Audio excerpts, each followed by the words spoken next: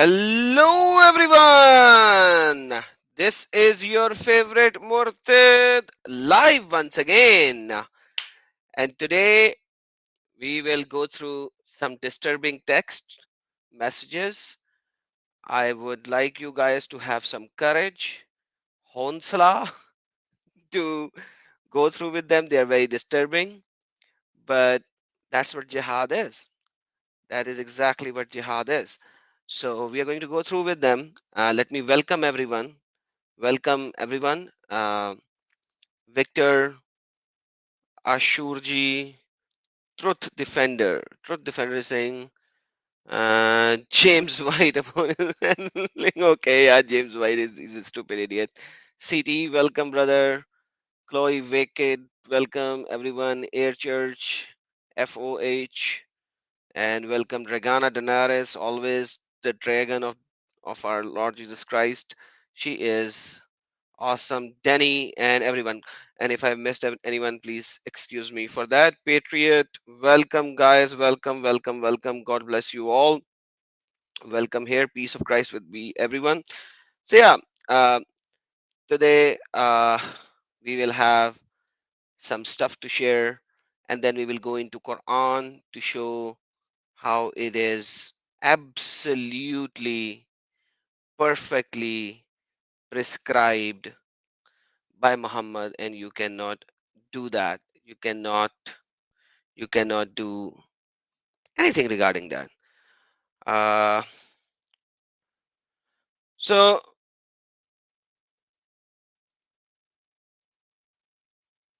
why I'm doing it? I'm actually doing it to tell and show to our Westerner people that this is what true Islam is. Because in the West, they proclaim something else, whereas it is something else. And the major issue is that they can lie about it. They can just simply lie about it. So,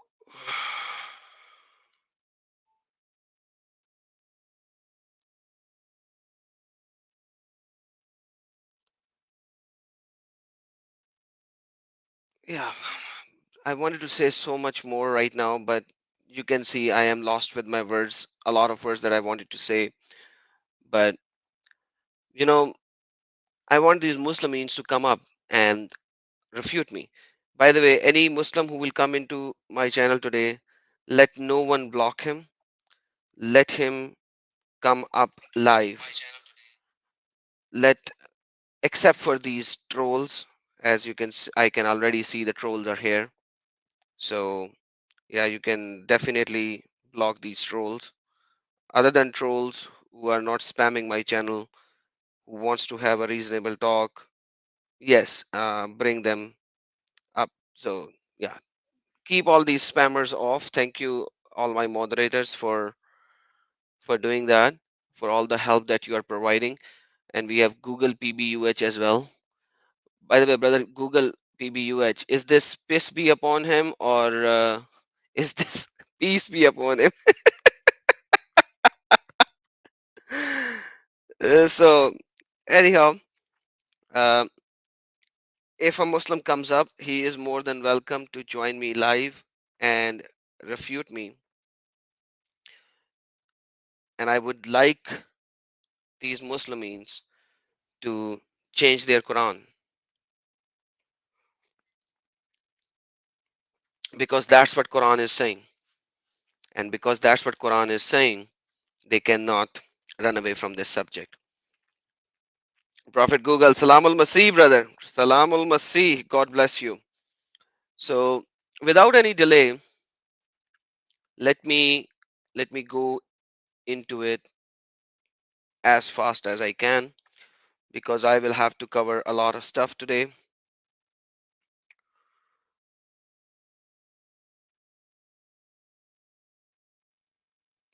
Let's see some of the comments first before I go deep into it. There is a comment on which I actually created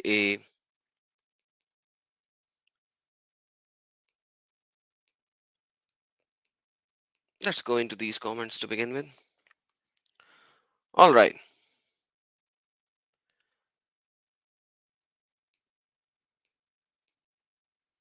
Jihadist Hanbaliyat. I want to say it Hanbaliyat, but Hanbaliti. So Hanbali is a particular madhab of Islam, comes from Imam Ahmad ibn Hanbal, and I have shown you in the previous discussions already that according to Imam Ahmad ibn Hanbal, killing a murtad is compulsory, it's within hudud, and this guy is proclaiming, I would conduct the beheading myself on an apostate if I could. Islam is a religion of peace. That's what they proclaim. In the West, I have seen a couple of latest videos of Ali Dawa, which I'm not going to play over here at all, where he is saying that attack on Hatun Tash is bad. He condemns it. This attack, brutal first degree assault on Hatun Tash, according to him, it is condemned by Islam. He is the same guy, Ali Dawa, who said apostates should be killed through an imam and he will be watching. So, and then we have this jihadist who comes in and says, his name is jihadist. His name is jihadist. And he says, yeah, I would conduct the beheading myself on an apostate if I could.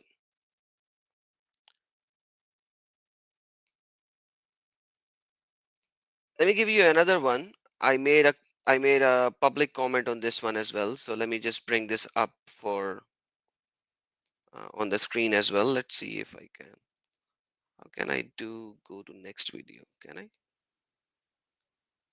I cannot. Oh, why can't I? That's just so strange. Let's see if I can do this way. Can I? Okay, I have to show the other screen. All right, so this guy, I have done the translation and I have already shared it publicly. Uh, he said, Adam Seeker, sister Efer, you are wajibul qatl. It is halal, not halal. It is wajib. So if a Muslim would not do something which is wajib, he's a sinner. So it's compulsory basically, because if you do not perform the wajib acts, if an act is wajib and you do not perform it, it will be a sin upon you. So what he actually proclaimed is that you are wajib to be killed. Where do you live?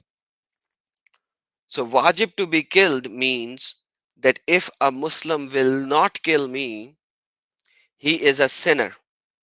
That's what he is proclaiming. So you understand what he is proclaiming. He is proclaiming any Muslim who does not kill me, he is a sinner. He's going to burn in hell. And he starts with Sister Efer. Let me show you another one. Now imagine this person is a lady. It's a she. It's a female. It's a female. She says, go and give dharna somewhere else. Do not comment me again. Varna lazim hai tera marna. Otherwise, it is compulsory that you be killed. Chal nikal, get lost. She's a female. She's a female Muslima. She's a female Muslima. That's a comment. वरना लाजिम है तेरा मरना. Otherwise, it is compulsory that you die. So she used the word marna, means you die, so that it will become a tone. Just like Quran, which is in a poetry, she used the poetic term dharna, karna, marna. So because it was poetic, she did not say, and she made a poetry. Let's read the poetry. जाकर कहीं और दो धरना, अब मुझे comment न करना, वरना लाजिम है तेरा मरना. So she made a poem. In a poem, she's threatening me. So even the threat is poetic. Even the threat that she is giving is poetic threat. So and and this is, she's a female, and she made a poetry to threat. Maybe because she didn't wanted YouTube to delete her comment or something like that, so she made a poetry. जाकर कहीं और दो धरना, मुझे अब मुझे comment ना करना, वरना लाजिम है तेरा मरना. चल निकल. Man. Like, you have to be extremely creative to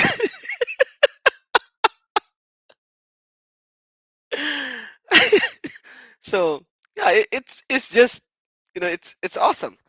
It's awesome how creative they are when it comes to these kind of things. I wish that they would actually see that they become creative in learning Islam, knowing Islam, and understanding Islam.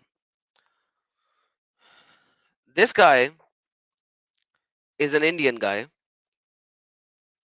This Indian guy says this: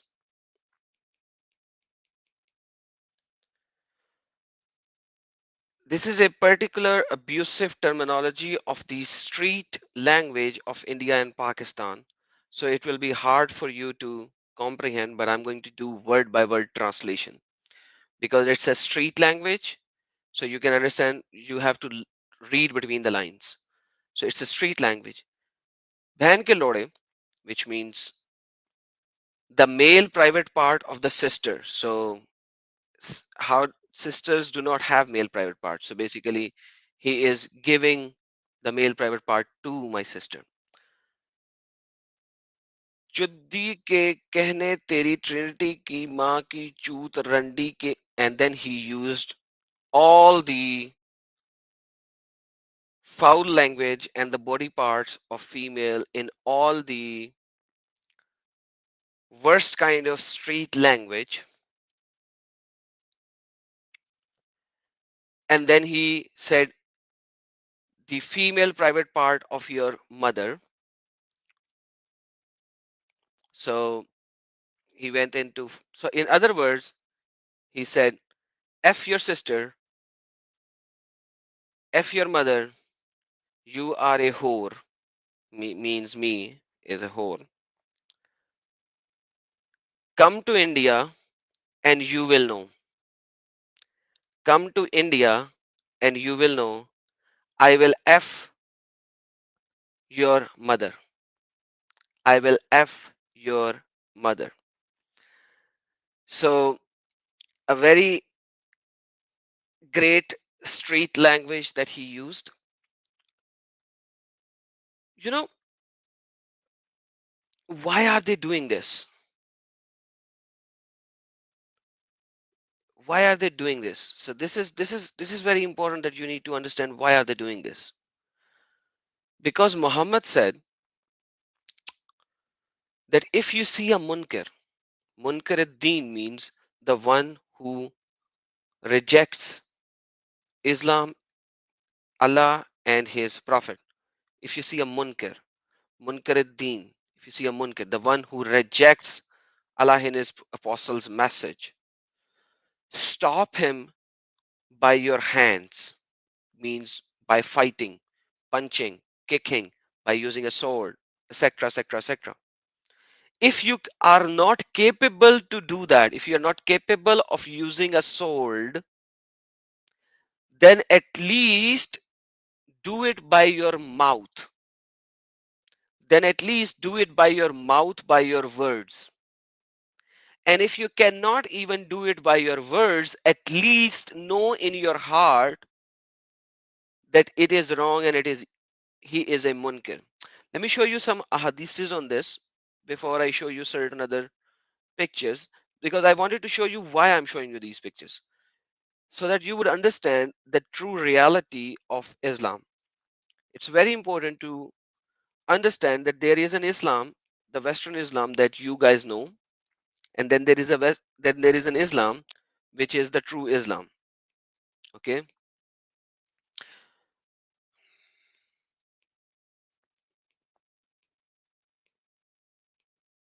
all right. So the word over here is munkar. Okay, understand that the word here is munkar. They will translate it in English as evil, but basically munkar means the one who rejects, the one who rejects. So basically it says, I heard the messenger of Allah saying, whoever among you sees an evil, the one who rejects, not an evil, the one who is munkar, let him change it with his hands.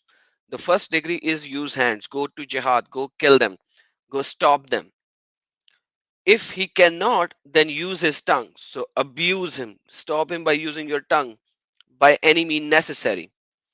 If he cannot, then with his heart, and then this is the weakest of the faith. So if you just know it and you do not even say anything against it, this is the zaiful iman. This is the zaiful iman. This is the worst of your deen, worst of your religion, worst of your faith, worst of your faith. And we can see it in multiple other hadiths. This is sahih, by the way. It is sahih, and you will see it in multiple other narrations as well. I've opened all of them. The same narration is here. This is by Muslim, Imam Muslim. He is quoting it in this hadith. This is a longer hadith of Sunan ibn Majah. It says that Al-Quradi said, Marwan brought out the pulpit of the day of the Eid and started with the sermon before the prayer. A man said, Oh Marwan, you have gone against Sunnah. You have brought out the pulpit on this day and it was not brought out before, and you have started with the sermon before the prayer, and this was not done before. So basically during the Eid, the sermon is done after the prayer. On the Friday, the sermon is done before the prayer. So here the Marwan is doing the sermon after the prayer, before the prayer for the Eid, which is supposed to happen after. So Abu Sa'id said, as for this man, he has done his duty. I heard Messenger of Allah say, whoever among you sees an evil can change it with his hand by action, let him change it with his hand. If he cannot do that, then with his tongue. And if he cannot do that, then with his heart. And this is the weakest of faith. So because he spoke out, he used the second degree. The first degree was he should have taken it inside. By the way, here they are using it as different. Now, if we see in other narrations, once again, here the word is munker.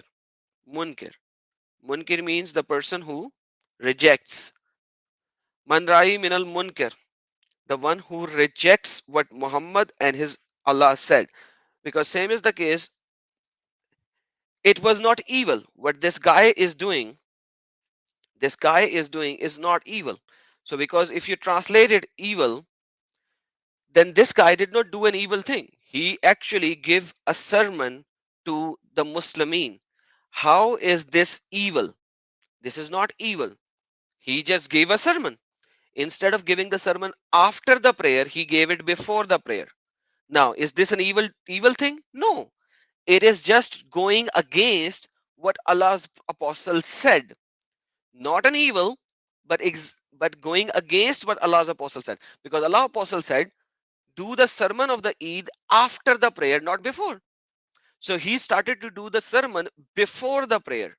So this guy started and saying it right over there with his mouth. So you need to understand, when somebody gives you that the munker means evil and you should do that in America, in UK and everywhere else, it's allowed to do that. It's wrong translation. Munkar is the one who does something against Allah and his apostle.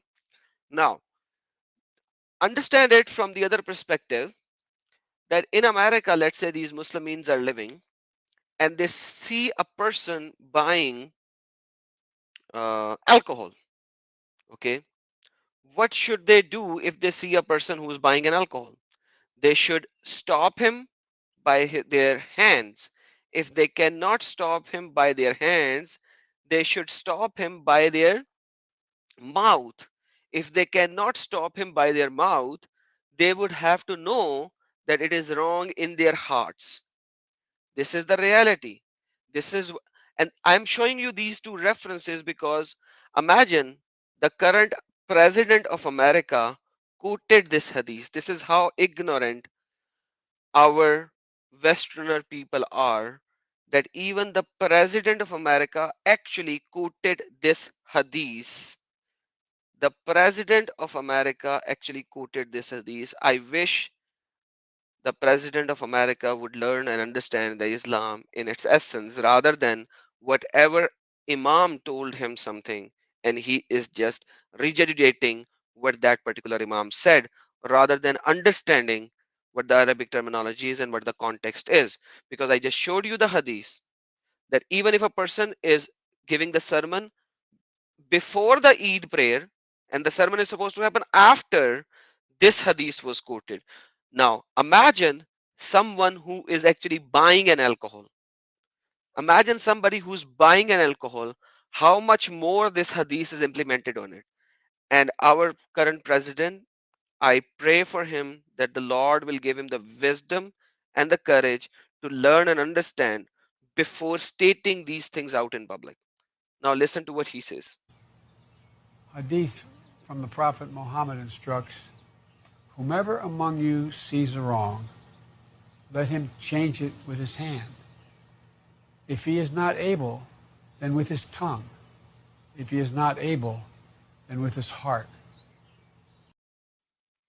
So, he used the terminology wrong instead of using the correct terminology, which is munkar. Now, you have seen this hadith. This is the hadith.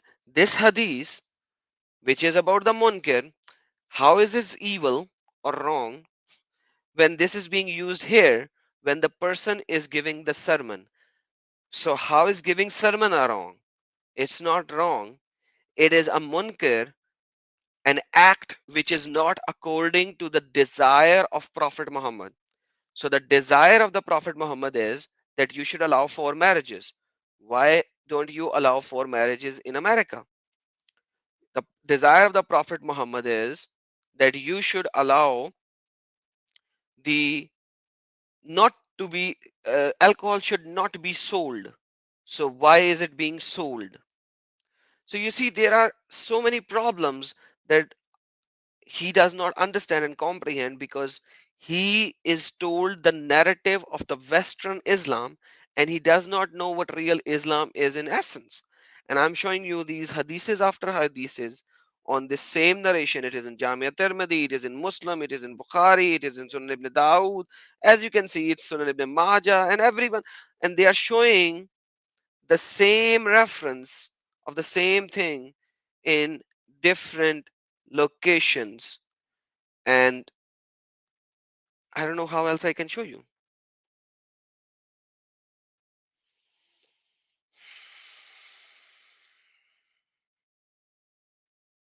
All right, so now let me show you. This is what Quran says about it.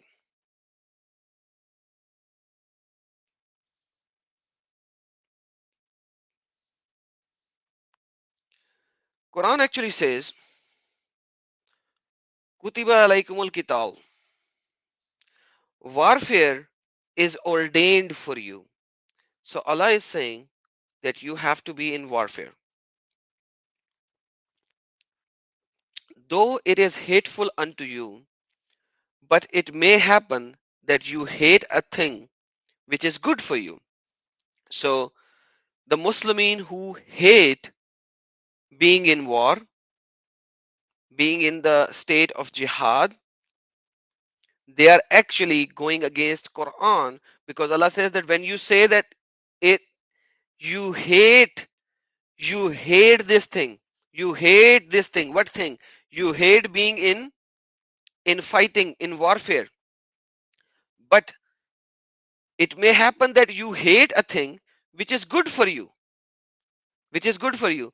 And it may happen that you love a thing which is bad for you. And hence Allah knows the best. So Allah knoweth, you know not. So warfare is ordained for you. And Yusuf Ali, one of the very deceptive translation, but still he has to translate it. Fighting is prescribed for you and you dislike it. So Muslimin, you dislike fighting, but it is prescribed for you. But it is possible that you dislike a thing which is good for you, and that you love a thing which is bad for you, but Allah knoweth and you know not. So for every Muslim, you have to be in a state of jihad no matter what. You have to be, because this is what Allah has prescribed upon you, and there are multiple ahadiths and references which describes that. At the same time, war is peace. Toby Shakud. I think that must be a sarcastic comment, but I hope it is. So, what are we describing over here? We are describing over here that Allah said you have to be in war. Now, for every Muslim who would say, read the context. Okay, read the context. Let's read the context.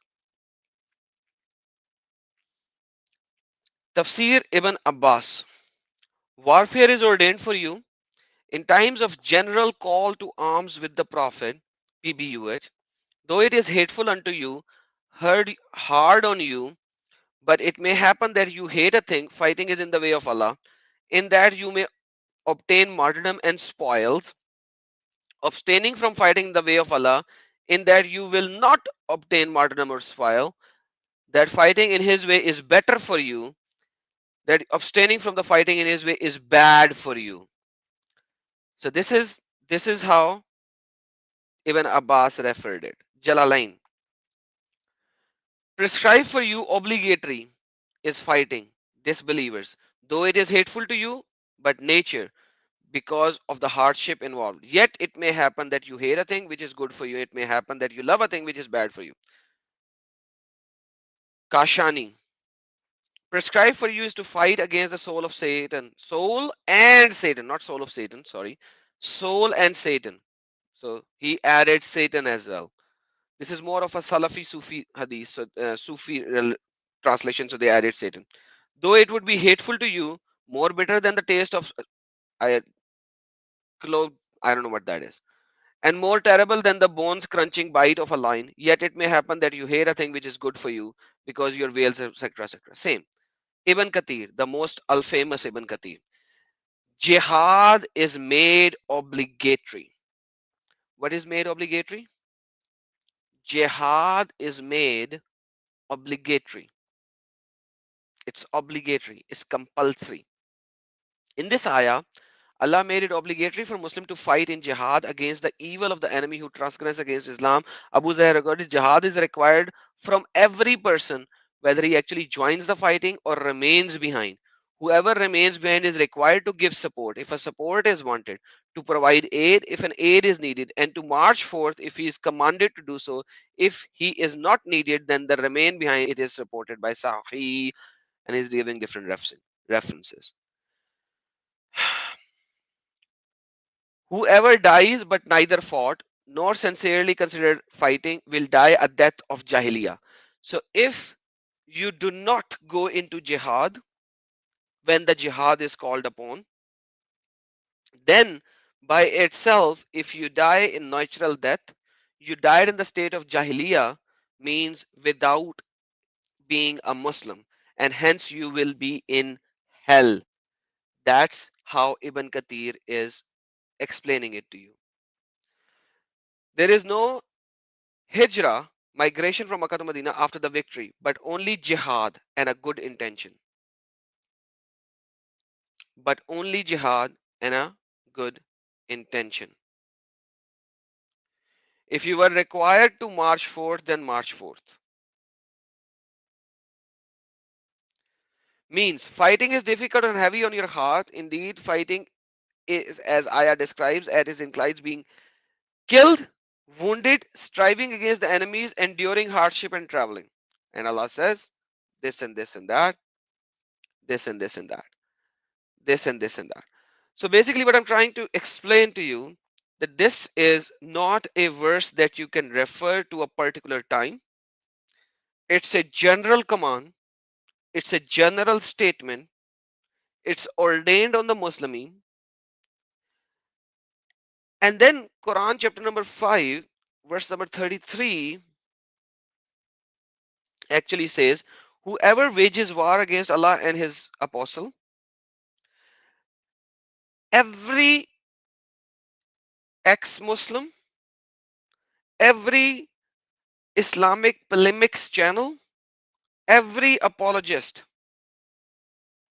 is waging war on Allah and his apostle by their mouth.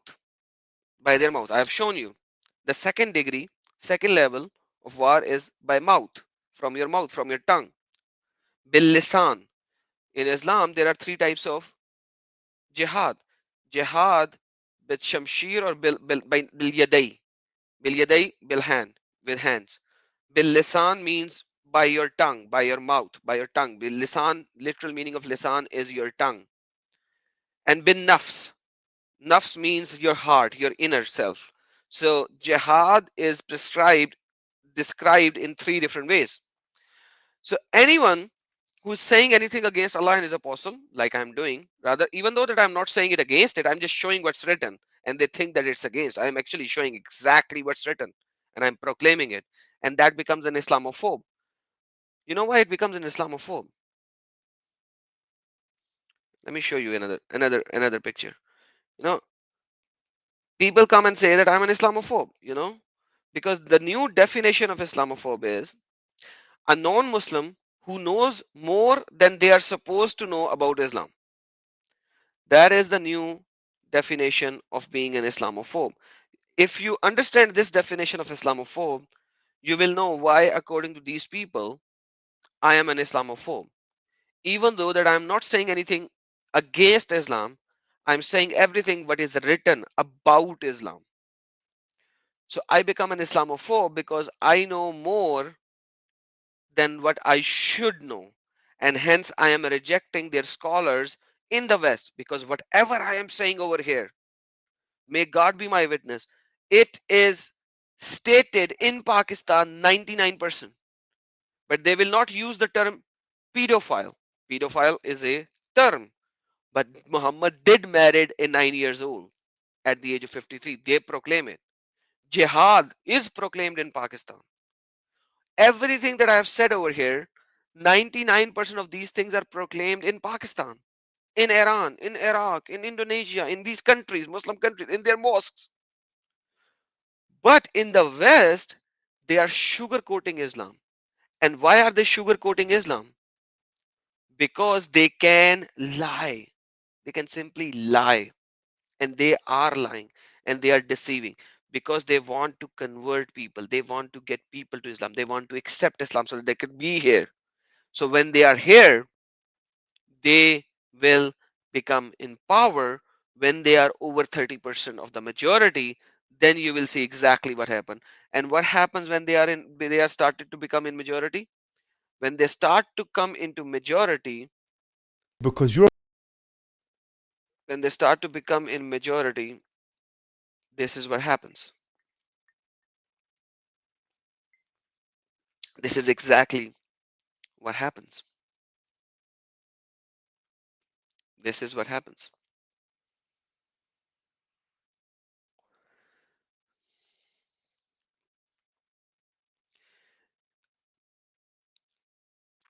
So, are we Islamophobe when it comes to these things? Are we Islamophobe? So, when you read these kind of comments that I've shown earlier, let me show you another one because I stopped showing you the comments and I went into that to show you the reference of this. This is the same guy, SK Boy, and he went into another video of mine and he commented, "तेरी माँ की चूत में land, penis in the vagina of your mother." That's exactly what he said. So I have stated everything in these videos with all the references, what is written, exactly what is written. Why are they so pissed about it? Why are they so pissed about it when everything that I said it with references, with everything that I am quoting and reading from the Islamic books, from the Islamic books. This is the same troll who said, come to India and come to India. He was threatening, come to India. Come to India. He's like, come to India.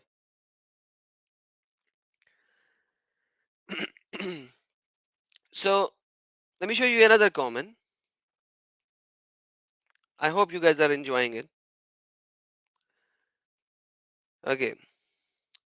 क्या हुआ रंडी की औलाद? What happened, oh child of prostitute? I piss on cross, मुंह में ले सबका. So take the in your mouth. Allah ka kafir ka Jesus Christ existence is not proved. All ka kafir ka and Jesus Christ existence is not proved. So last sentence you can actually read it. It's in English, but he said, take it in your mouth. Allah ka kafir ka. So take it in your mouth of kafir and of Allah. I don't know what Allah is. I don't know. Maybe he's saying Allah or whatever. It's all ka means for all means everyone, all ka, yeah, Allah ka. I don't know what he's trying to say. Maybe his Allah has a penis as well. So I don't know. So that's what he's saying. So he's pissing on cross and he says Jesus Christ existence is not proof. I don't know what kind of a Muslim he is to say Jesus Christ because he said Jesus Christ. He did not say Isa. So I don't know how he is actually commenting, but he was really, really pissed. By the way, this is me, blasphemy against Muhammad and Quran. So this is blasphemy against Muhammad and Quran. And in this video, he's trying to post this comment in a video which says blasphemy against Muhammad and Quran. So he cannot be a non-Muslim. He has to be Muslim. So probably he did not want to say Allah. He wanted to say all, yani everyone, and kafir ka, and of all the kuffar. So he wants me to give a blowjob to all these people. In fact, so that's what he's trying to say in reality. And he calls me a child of a uh, Rendi, prostitute. So now we see ke,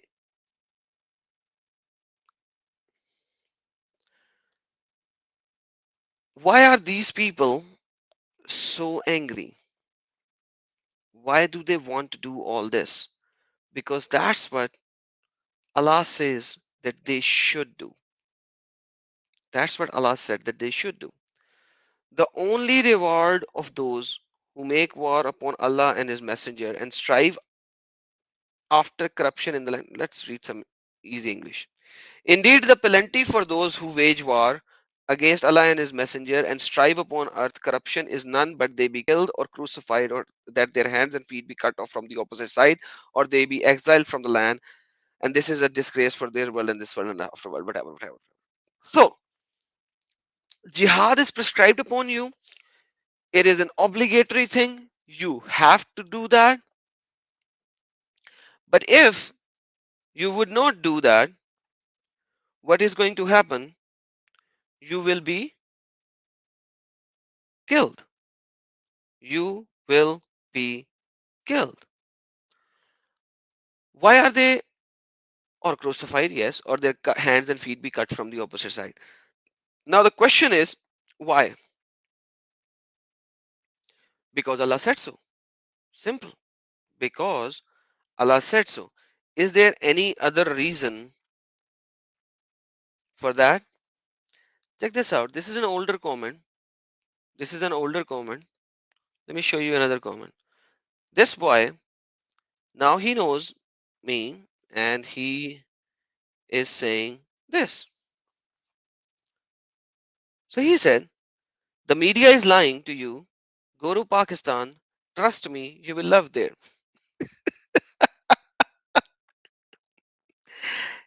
Either he is not from Pakistan or he thinks that I was really young when I went out of Pakistan. I don't know what happens in Pakistan. I don't know which one is true because he cannot be this idiot to know that I do know exactly what happens in Pakistan. But I don't know why this guy has to be this idiot not to know the basic facts that I know about Islam much more than him. Much more than him. So why do they want me to go to Pakistan? You can imagine why, right? You can imagine why. Let me show you Yusuf Istad. Yusuf Istad, tell us about how you feel and what you want to do to an old man. Yes, there's another question here. This is related to the hadith of Ali radiallahu anhu in the battlefield. How do we remain steadfast in the face of our enemy whom openly mocked our Prophet sallallahu alaihi wasallam? This question is from a sister. Okay, that's a very good question. What do we do when somebody insults our Prophet sallallahu alaihi wasallam? The first time it happened to me, I was at George Mason University giving a speech. After the speech, one came up to me. He's not Muslim.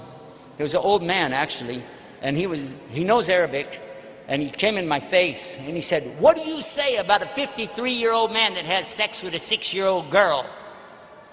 Whoa, when he said this, I almost passed out because I couldn't believe anybody would talk like this. I couldn't believe somebody would say something like this. I knew what he meant by what he said. I was so upset. I started taking my coat off. And I would give it to the sheikh who was with me. I said, just hold my coat. I'm going to go on this guy. And as I was taking my coat off, I looked at him. I said, this depends on your question. If it's a rhetorical question, or if you're insulting my prophet, in which case I'm going to take you out back and beat your head off your shoulders. He said, no, it's rhetorical. I said, in this case, it doesn't need an answer. Do I literally have to say anything? Do I literally, should I say anything more? This Yusuf guy is not in Pakistan. He's in the West. And on a stage, he said, he did not say it, but he pointed it out of a gun, his finger, his hand as a gun, and I'm gonna pick you and take your head off. So you see, these are the same people who would come up on a Western media and say Islam is peace. And these are the same people when they're standing and talking in front of their own Muslim Ummah, they would say these. So I'm just showing you that in the West, these people are saying these things. But they are saying these things when they are standing in front of their own Ummah. And very few, but you see, these comments and all of these things matters to you guys, not to me. Not to me. I already know what Islam is inside out. I have been part of it. I have been part of it.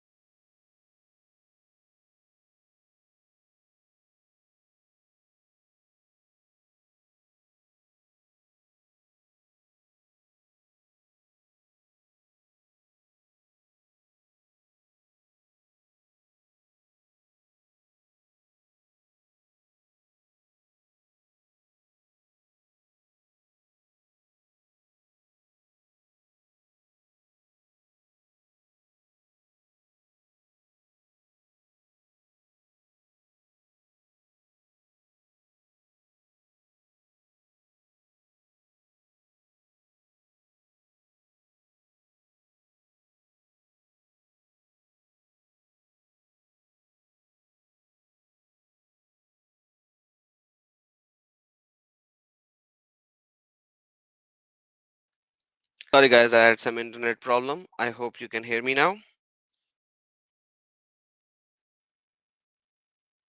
I hope. Sorry about that. Okay. Yes. All right. Sorry, I had a blackout for a little time, so my internet got disconnected for a time being. Sorry about that, guys. All right. So where was I? Yeah. So in reality, this is the true essence of Islam, and one cannot deny that. And I see I lost like 20 people just because I got disconnected for 60 seconds, but fair enough. Sometimes it happens. What can we do, guys? There are certain things where I actually do not have any control on, unfortunately. Mm,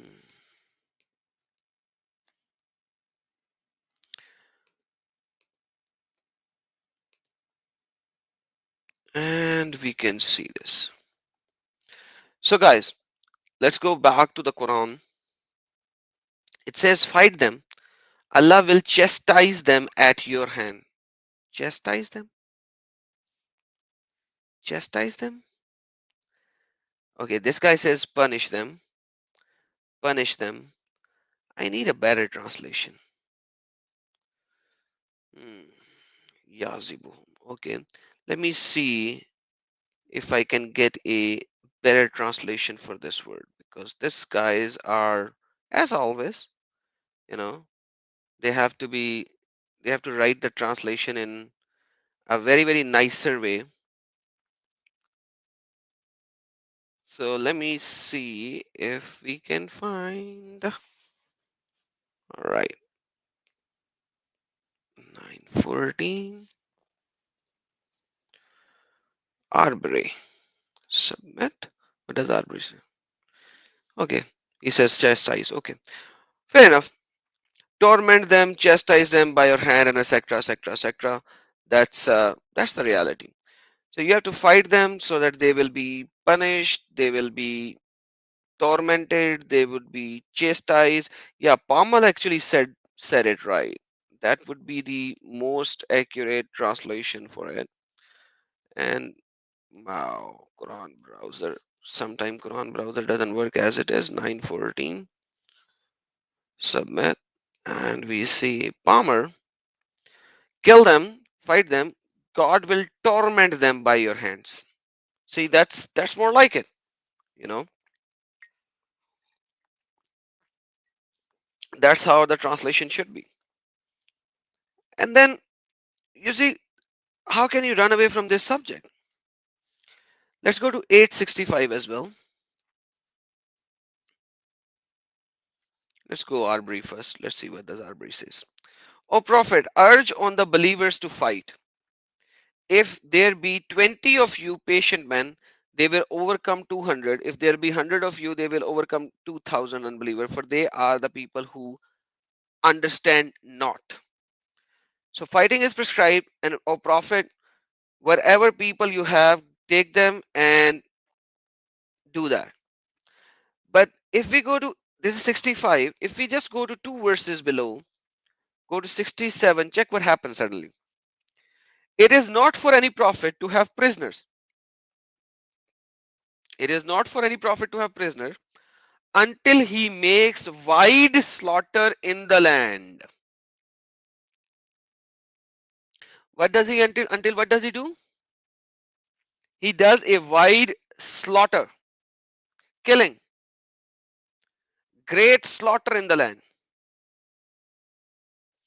You desire the chance goods of the present world, and God desires the world to come, and God is Almighty, always.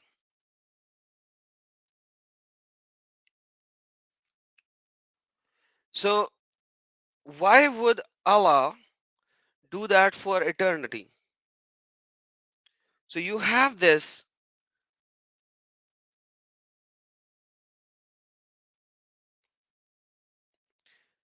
So fight in Allah's way and know that Allah is all hearing and all knowing. Jihad is the most compulsory part of Islam, that you cannot run away from that subject. You just simply cannot. So and so that Allah cast terror into the hearts of unbeliever. 3151.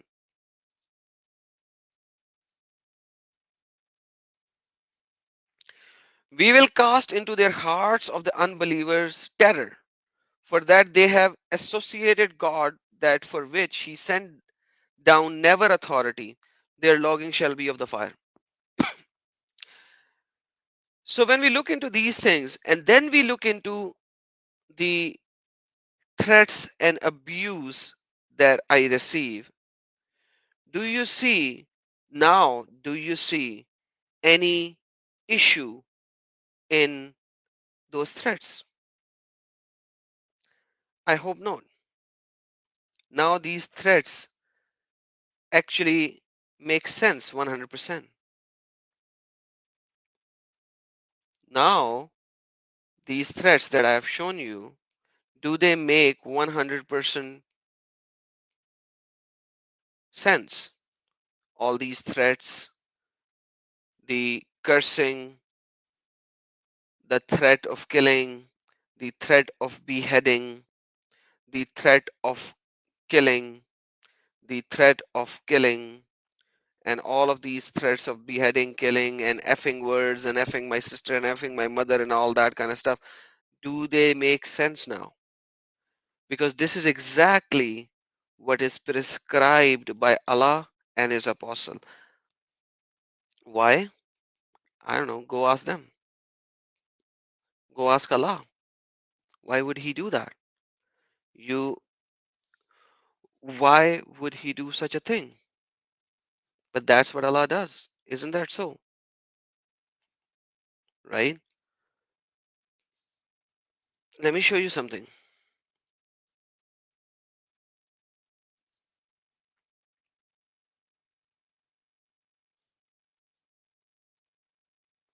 I've been showing you so many things today.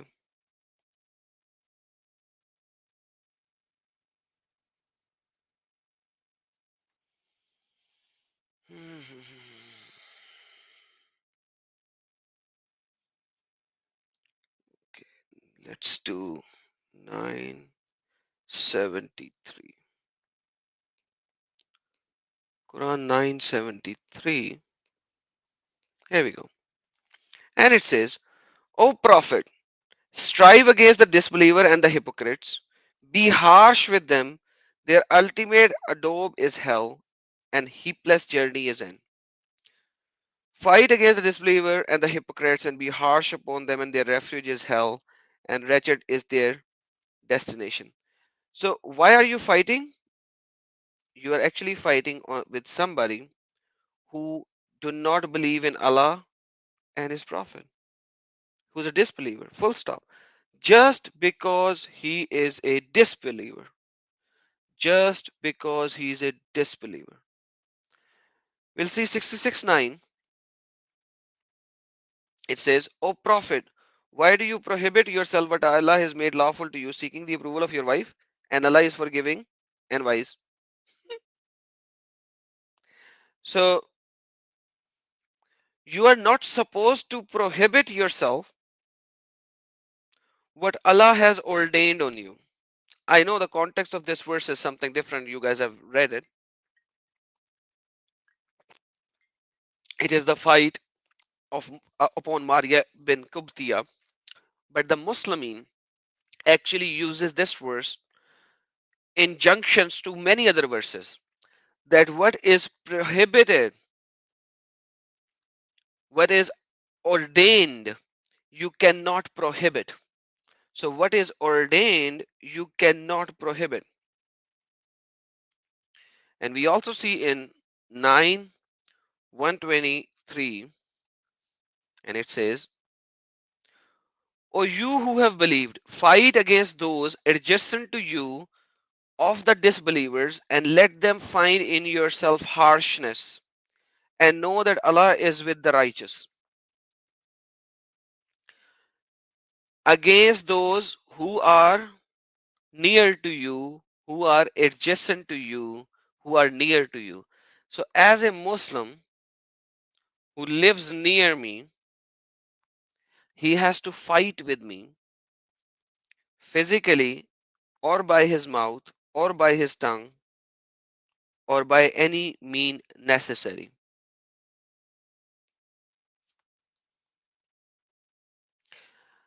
Toby, you cannot compare Bible with Quran. These are uncomparable things. It's something like, if you want to compare, I'm just giving an arbitrary example. Can you compare a gutter, a main hole, a dump site with a beautiful garden? You can't do that. I know you want to show this, you want to show the Bible, but there is no reason, because there is no comparison. When we are talking about filth, how can you compare it with a garden of roses? You are showing garden of roses. How can you compare garden of roses with the filth, right? So you just simply cannot do that.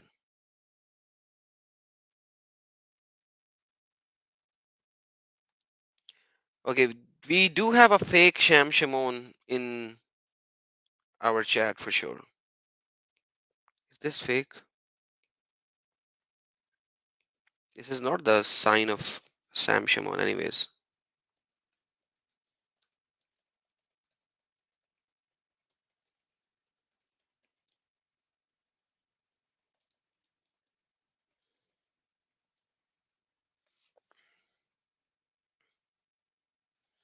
Okay, I verified. Can somebody please remove this Sam Shimon, the fake Sham Shimon? All right, thank you, CD.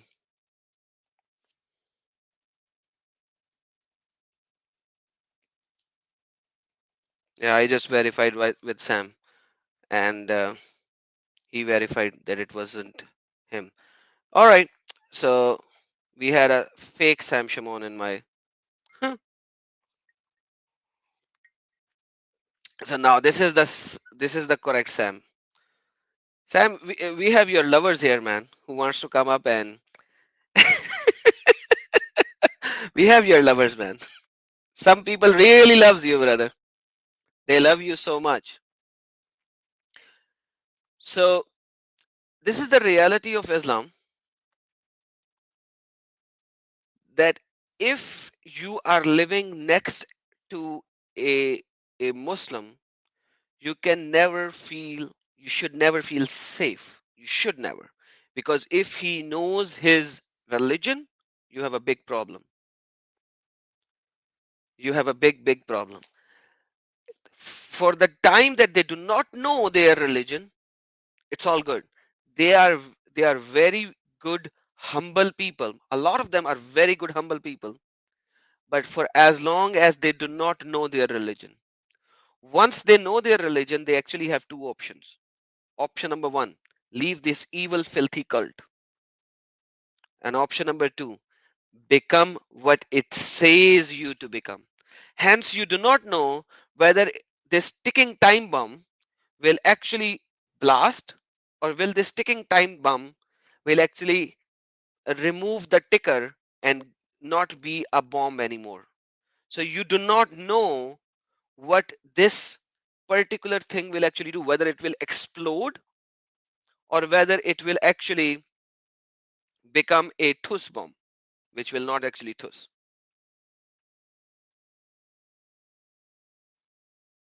So realize the fact. And at the same time, when I was watching the program today with DCCI Ministries, man, there are so many fake ex-Muslims. So many fake ex-Muslims. And sometimes feel pity. I that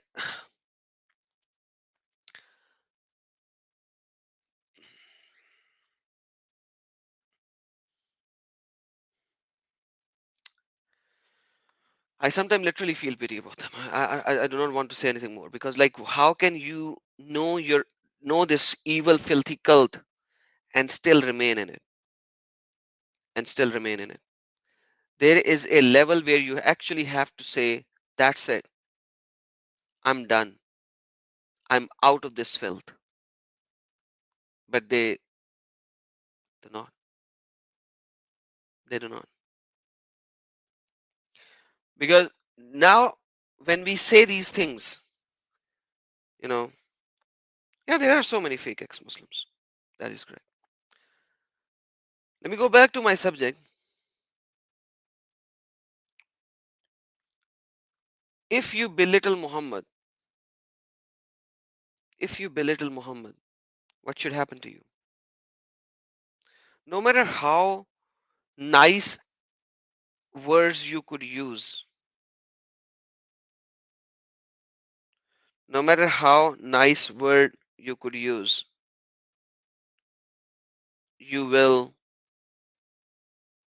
not run out of the subject that as soon as you belittled Muhammad, you will be killed. Full stop. Full stop. AP is asking, what is a fake ex-Muslim? Fake ex-Muslim is that he became an ex-Muslim just to get some benefit. And once he has received those benefits, for example, he he found in love with a Christian lady, he accepted Christ, marries her, have sex with her, and now after 3 months, 4 months, 6 months down the road, he said, okay, I don't like Christianity, I'm going back to Islam, bye bye, tata. Now either you make make your children live as a Muslim with me, or get lost, I will marry another one because I can simply divorce you, bye bye, tata. And I had my fill with you, I just wanted you, I needed you, I enjoyed you, I tasted your honey. That's what Muhammad said. Tasted your juice. Now I do not need you anymore. That's called fake as Muslims. that is happening. I was today, I was listening, and I was literally amazed when I not amazed, like, man, sometimes English words don't come in the right action. Um, I don't know, my mind was blowing when I was listening to those things. So that's a fake ex-Muslim. How would you know? Let me bring Sam. Maybe he would know how to know whether a person is a fake ex-Muslim or a real ex-Muslim. Let's see if Sam has the time to come up. Sam, do you have the time to come up? If you do, you can join in, brother. But in the meantime, this is fatwa, according to the fatwa classes.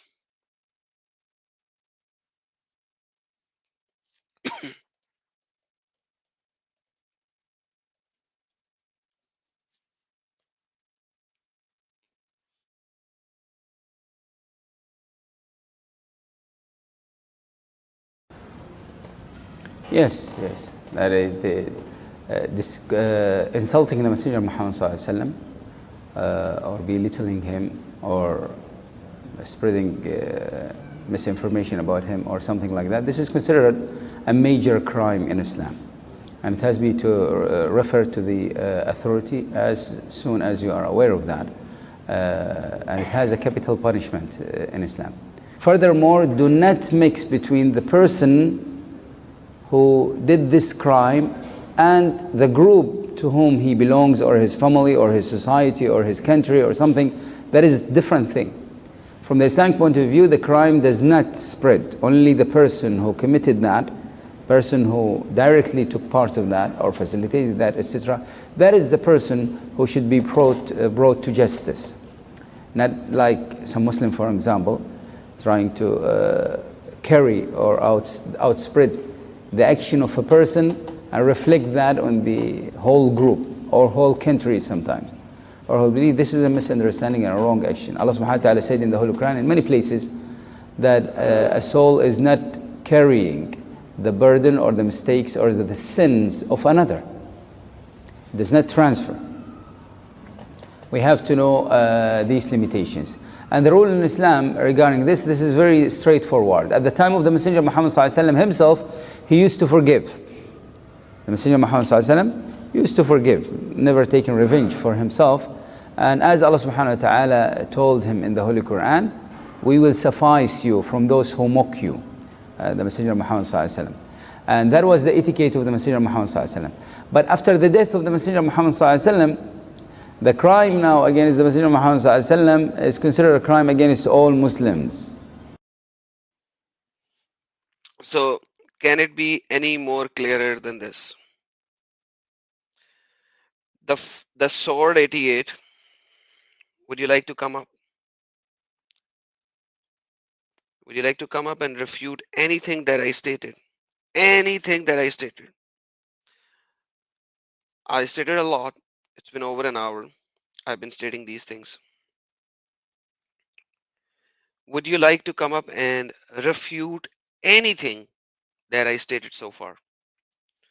Killing of an ex-Muslims, whoever belittles Muhammad, insults Muhammad, capital punishment means kill him.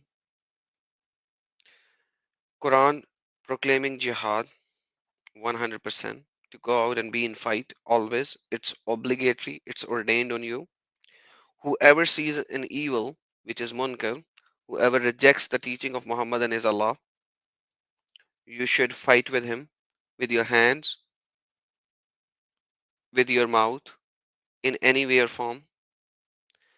Would you like to come up and refute anything that I have said? Anything from what I said? So if you have the courage to refute anything, there you go. This is the link. Come up and prove that. There you go.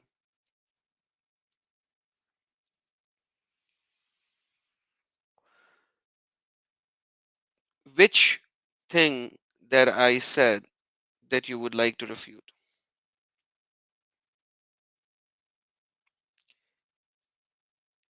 And if you do not refute it, if you cannot refute it, because you simply cannot, why would you actually be like that?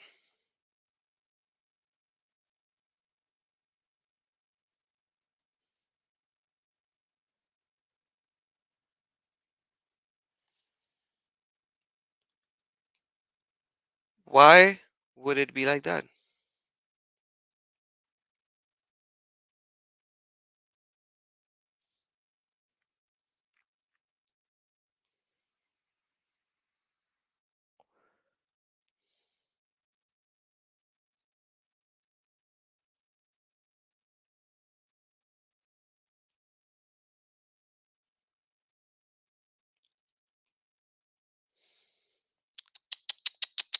That's it. That's all. Mr. Sword, Mr. Sword 88. Do you condemn all these messages that they are sending to me, your brothers and sisters who are sending to me these messages, all these stupidities that they are saying to me? Do you condemn any of them?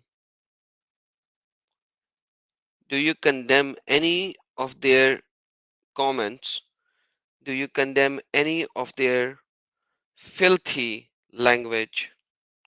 Do you condemn any of their proclamation of killing an ex-Muslim, me, and all the ex-Muslims? Jihadist was very clear. He would behead humbly, not humbly, but humbly.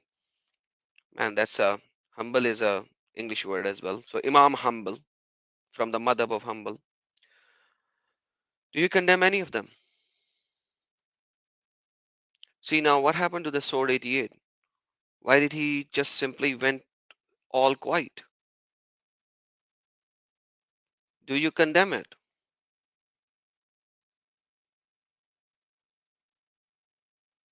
Do you condemn it? Now answer. Siddharth, thank you so very much. God bless you, brother, as well. Do you condemn anything that I stated so far?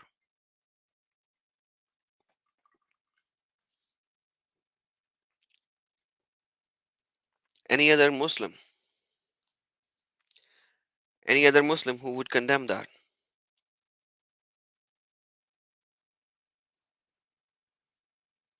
See, that's it. So you do not condemn any of this. Thank you for acknowledging that you do not condemn any of this, because if you are knowledgeable in your own religion, you cannot condemn it. That's as clear as it is.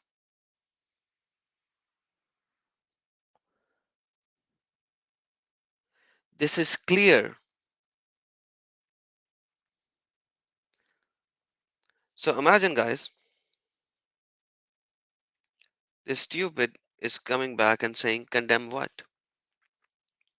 He has been here from the last 1 hour.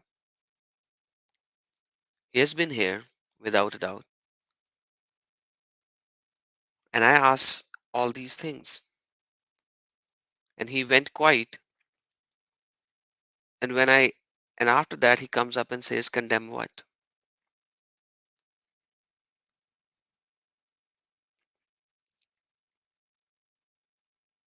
And I did share my link for him to come up live. He won't come live. So imagine, he's not condemning anything. He's not condemning a single thing that I said. He's not condemning the killing of an ex-Muslim. He is not condemning the hadiths of Muhammad, where he said that if you see a munker, fight with him, stop him. He does not condemn that they be killed or crucified or their hands and feet be cut off from the opposite side. He does not condemn a person who marries a child, a pedophile. He does not condemn it. His prophet was a pedophile. He does not condemn it. He does not condemn any of these actions whatsoever. Thank you, Brother Mark. God bless you. So that's why I say, when you know your traditions and your Islam, the only thing remaining is that you either become one or you leave that evil filth. But he becomes one. He asked me a question, do you even know what a pedo is? All right, let me show you what pedo is. By the way, Muhammad is the pedo. Let me show you what pedo is.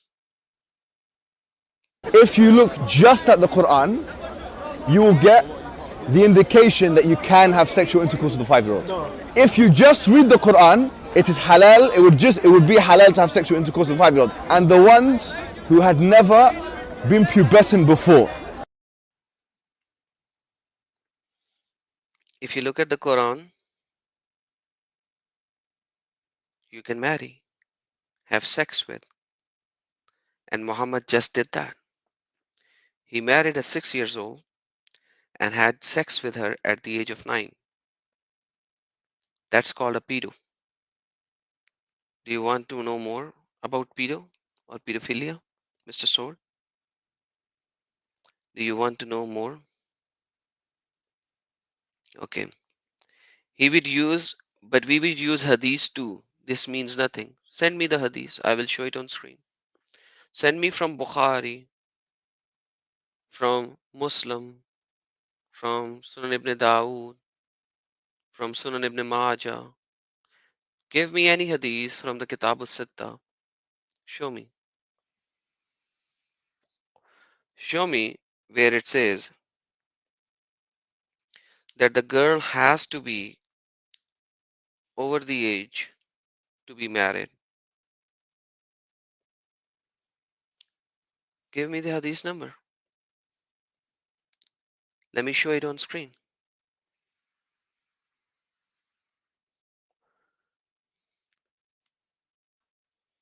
There you go. Carolina is sharing a fatwa as well for you, Mr.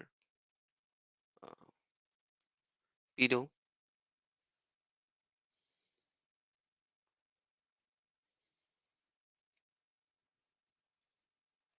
Okay, Sword 88. Give me the hadith which says that Aisha at the age of 9 was pubescent and not prepubescent. You have Sahih Muslim, you have Sahih Bukhari, you have Sunan ibn Majah. Give me the hadith. Give me the hadith. Sword, give me the hadith number.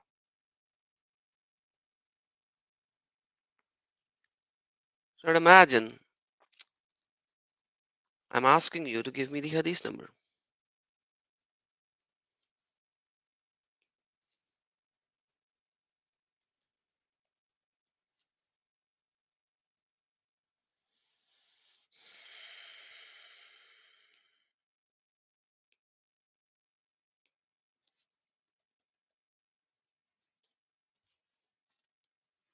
Come on, Sword. Stop tap dancing. Give me the hadith. I'm waiting.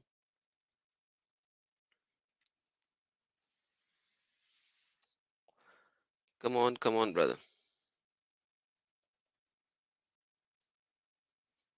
See, that's how easy it is. I'm accepting your narrative.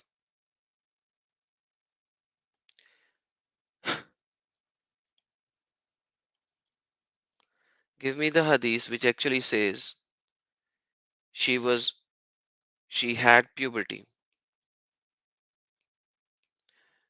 You cannot give me that. Let me give you. Sahih Bukhari 6130. Aisha narrated. Aisha herself said, I used to play with the dolls in the presence of the Prophet, and my girlfriends also used to play with me. When Allah Messenger used to enter my dwelling place, they used to hide themselves, but Allah Prophet would call them to join and play with me. Playing with the dolls and similar images is forbidden, but it was allowed for Aisha at that time as she was a little girl and not yet reached the age of puberty. And the reference is from Fath al Bari, page number 143, volume 13. So, Mr. Sword, I'm still waiting. What are you going to give me?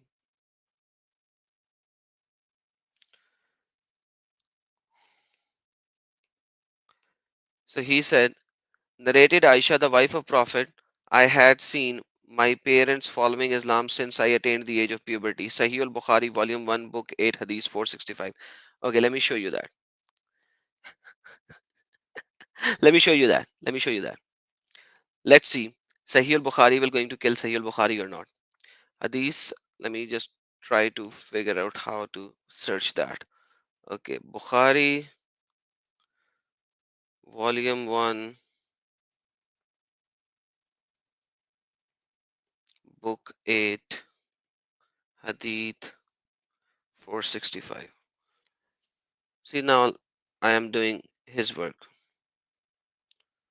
Okay, 465. This is what? Volume 1, book 8, 454. This is 454, 465. Let me just go to 465. 465.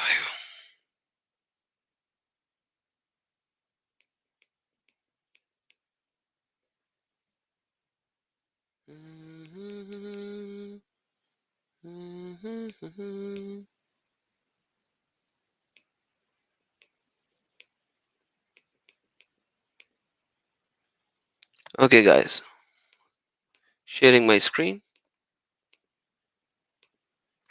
Okay,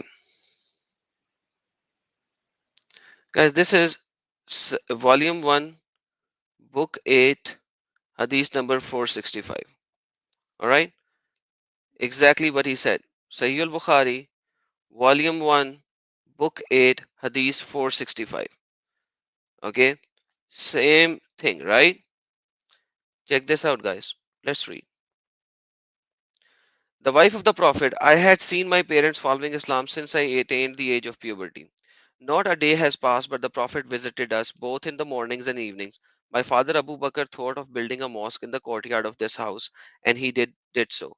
He used to pray and recite the Quran in it. The pagan women and children used to stand by him and look him with surprise. Abu Bakr was a soft-hearted person and could not help weeping while reciting the Quran. The chief of Quraishi pagans become afraid of that, and etc., etc., etc.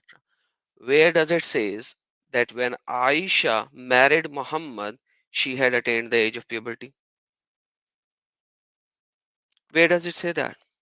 She had seen her parents being Muslim since she attained puberty.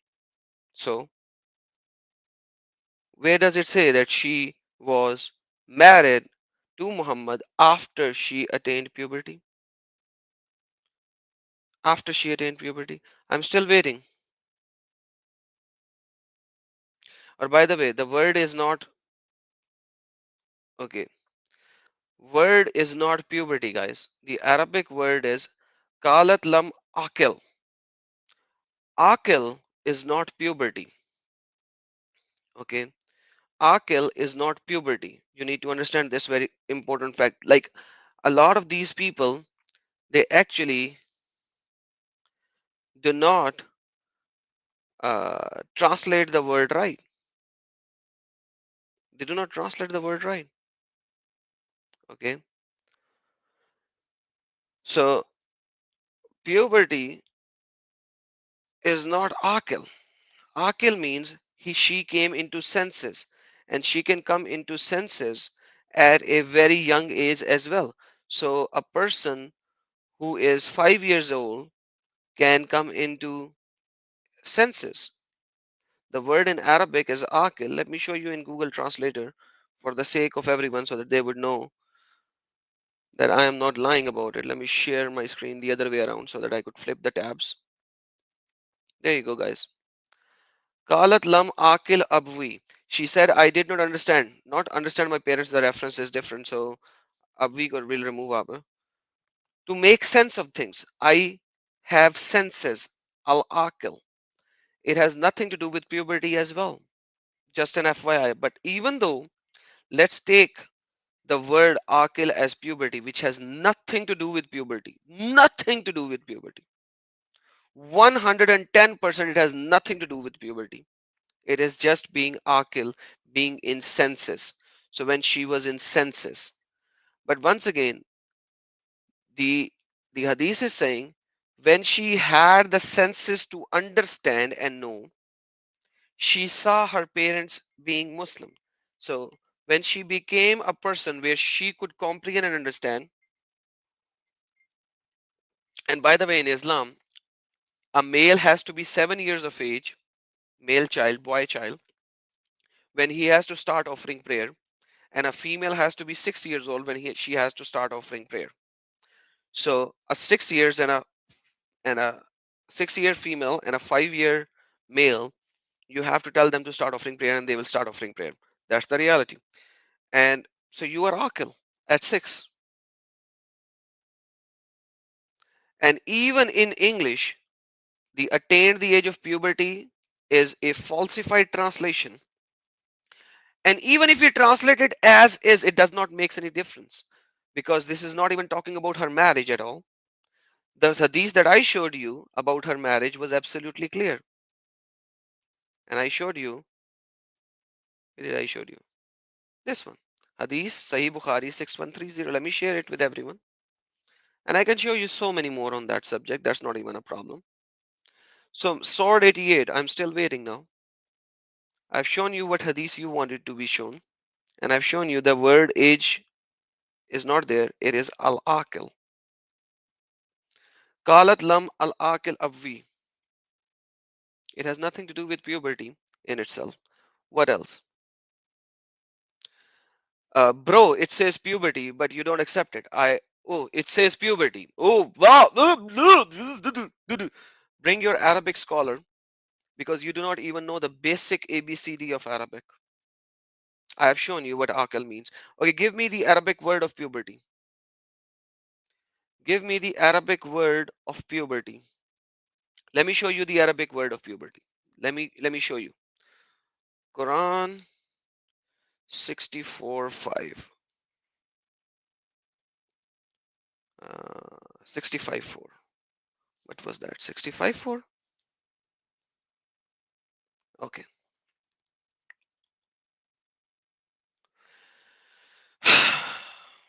And those who have not yet menstruated, mahiz minan nisa, okay, wa lam lam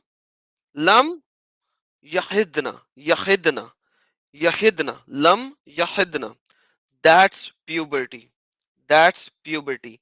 And those who have not yet aged the reach of puberty, who have not yet reached the age of puberty. That's the Arabic word for reaching the age of puberty.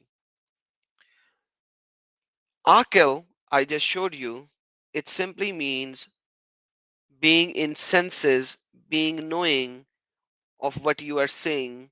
That's it. Al Akel. Just to make sense. Let me bring Google Translator over here again. That's what Akel is. How can you make it as puberty? How can you make it as puberty? Give me any translation of Akil which will actually say that. So, Sword, why are you lying to your own self? Why don't you come up live? There you go. I've sent the link before as well. Take a link again. Are you that scared? Are you this scared? Are you this scared? Show me. I have shown you a clear hadith. I've shown you a clear hadith.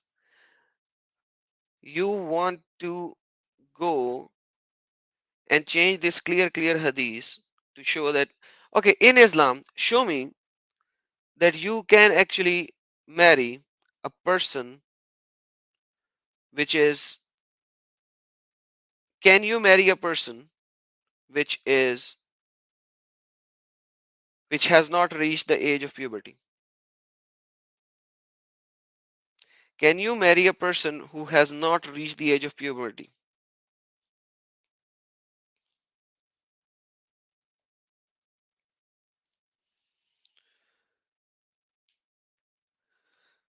Can I please have the answer? Can you marry a girl who has not yet reached the age of puberty?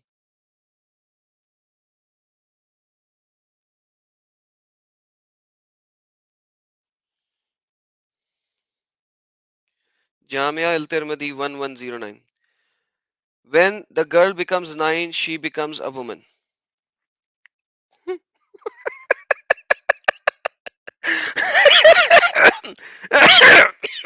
Oh my goodness.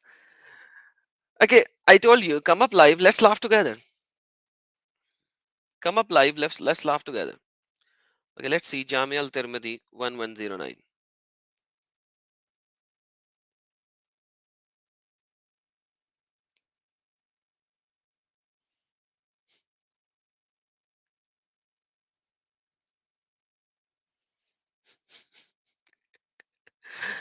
Oh man, poor guys.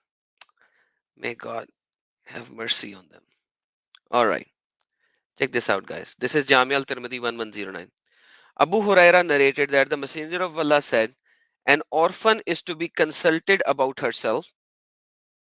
Then if she is silent, that is her permission. And if she refuse, then do not authorize it, means the marriage for her. Meaning, when she attains the age of puberty and refuse it.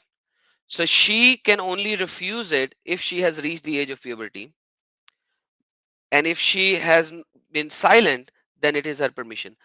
And according to the sword, narrated by Aisha, 1109, Tirmidhi is narrated by Aisha.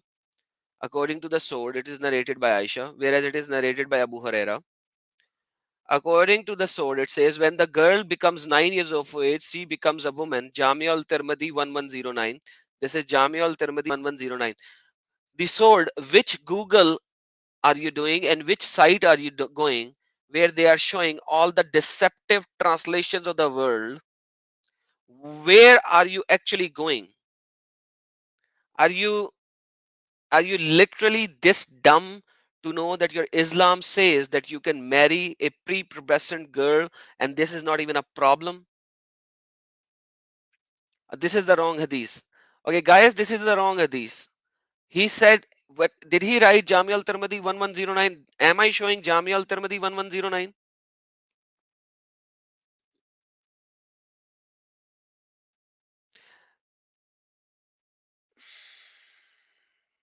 Lord have mercy on them. Lord have mercy on them. These are the fools who thinks Muhammad is a prophet. Guys, I'm going to show you something. It's in Arabic. It's in Arabic. So you have to read the subtitles. يعني كلام صحيح البخاري. نعم. كلام الفتح، كلام الحافظ في الفتح، كل ده بيقول انه الاتفاق على انه الكلام هنا على الصغيرة التي لم تبلغ الحيض بعد، يجوز تزويجها وإن لم يحدث وفاق تطليقها، والشرع قال هذا فعدتها كذا. مين اللي قال الكلام ده زي ما بقول لحضرتك كده؟ ولا لم يحدث؟ الصغيرة، يعني الصغيرة اللي هي لم تبلغ الحيض يجوز. نعم. يجوز الكلام تزويجها. طبعا الكلام ليس كلامي، انما الكلام على ايه؟ يعني تبقى مثلا كم سنة؟ يعني 10 سنين، 9 سنين، 8 سنين. لم يتحدث سن. الحقيقة لم يتحدث سن للزواج. لا، الشريعة الإسلامية كلها، هات لي حد يقول لي اتحدث سن بيوم، بسنة، ب10، ب15، ب20. انت على كده بقى، انت ممكن وهي لسه طفلة بقى شهر او شهرين بقى، ان شاء الله حتى يوم. Even if she is 1 day old. Even this, if she is 1 day old. Finally, yes, no one disagreed. So no one disagreed that in Islam, you can marry a prepubescent girl even if she is 1 day old.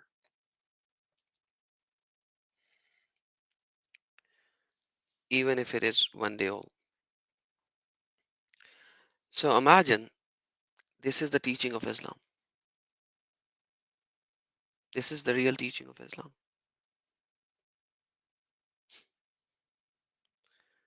And Ahmed Ghani, what happened over here?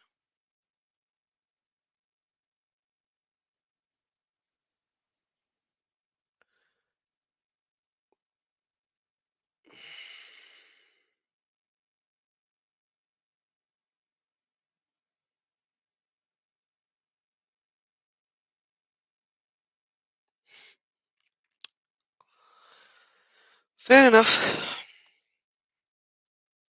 This is the reality of the situation. Yeah, I saw that, Ahmed Ghani. Thank you. I saw that. All right. Okay. As if the little girls are going to understand what they are going being affected to. Exactly. They are offered to. Why would a person call Muhammad to be a prophet who has this kind of a filth associated to him?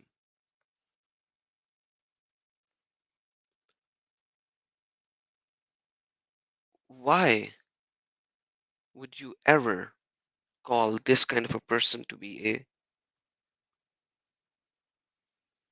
prophet? How is this a prophet? You know, if you even have 2 cents of a brain, if you even have 2 cents of a brain,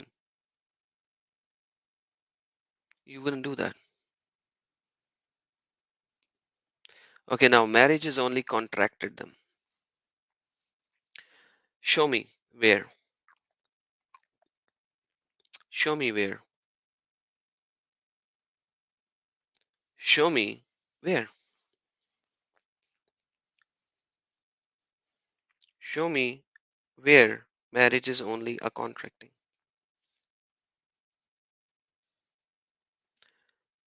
Give me the Hadith. Sorry, give me the Quranic ayah.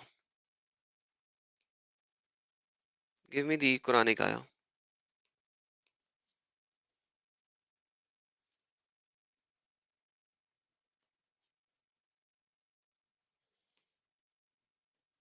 Okay, let me show you. Now, sword, watch very carefully. Watch very carefully what I'm going to show you, because now I'm going to teach you, and then you can go to your scholars and you can ask them, because I just showed you everything. Now check this out. The sword. Watch carefully.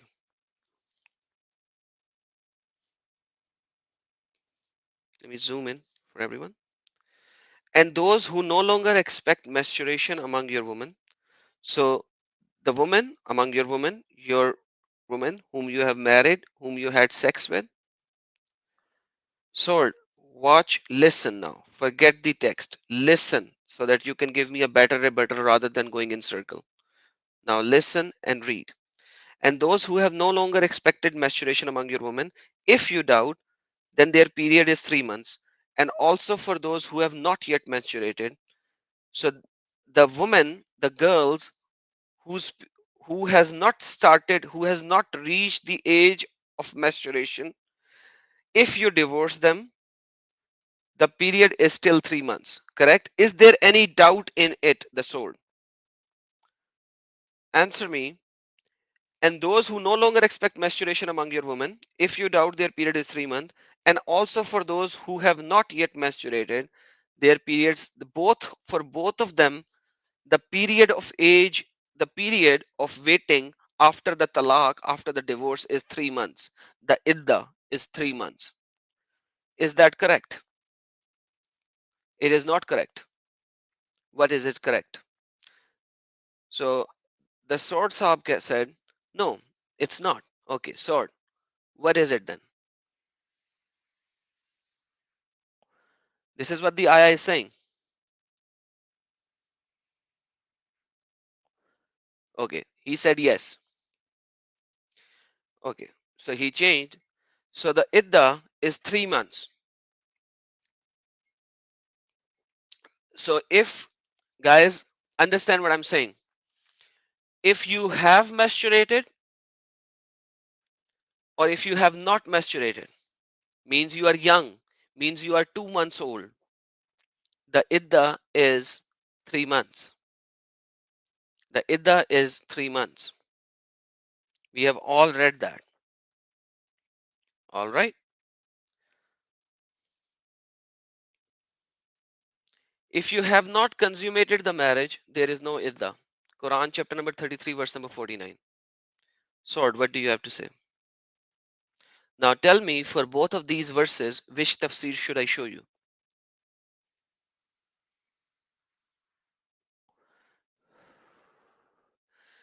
And who have believed when you marry believing women and then divorce them before you have touched them, i.e., consummated the marriage, then there is not for you any waiting period to concern them. And he previously said that marriage does not mean you have consummated the marriage, but idda is only necessary. Idda only applies if you consume the marriage. If you do not consume the marriage, the idda is not applied on you. So when Quran says that you when you divorce the girls who have not yet reached the age of puberty, their idda is 3 months. You are actually divorcing the woman who have not even reached the age of puberty, and you actually had sex with them. You consumed the marriage. You actually had sex with them. So, Sword, why do you say something which you don't even know about? My question again is the same. Why do you follow a pedophile prophet who allowed pedophilia?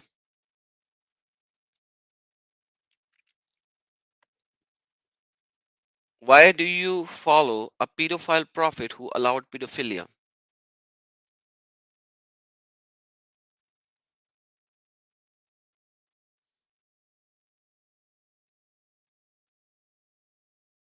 I'm not even going into hadiths right now. I'm not even going into tafsirs right now. And I can go to any tafsir. Tibri, Qurtubi, Jalalain, Ibn Abbas. I can go to any of them.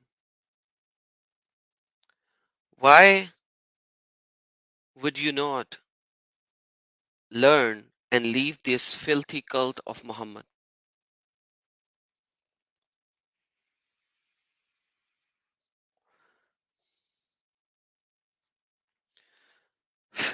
So, you say she was pubescent or not? It does not matter. What matters is what's written. Who the hell are you? You are nobody. You have to follow what's written. So, Muhammad married and had sex with Aisha at the age of 9. Sahih al-Bukhari narrates she was playing with dolls. They say that playing with dolls is only possible when she is pubescent, otherwise she cannot, because then doll become an idol. She was pubescent. Quran agrees to the fact that you can marry and divorce a pubescent girl. So you can have sex with 5 years old, have sex with, divorce her after 2 months, and she will be married to another person after 3 months. So she will have a gap of 3 months before she will be given to another guy who will defile her, and then another guy after 3 months, then another guy after 3 months. Every time you will have to give her 3 months. Why would you follow this pedophile prophet? Okay, now look how much locks they have on their brain. Show me the hadith which says that the dolls of Aisha does not have their heads on them. That the dolls of Aisha does not have their faces on them. So what is written, he is not going to accept. What is not written, he is going to add into it. I know you are feeling shame. I know you are feeling bad, but I would like you to feel bad and get out of this filthy cult of Muhammad. Because that's nothing more than filth. It's nothing more than filth. Your own scholars, even your Western scholars, They cannot defend this. They have to say it. They have to say it. And I've shown you Mimi Hijab, the broom-faced idiot, is saying that. Your Arab scholars are saying that.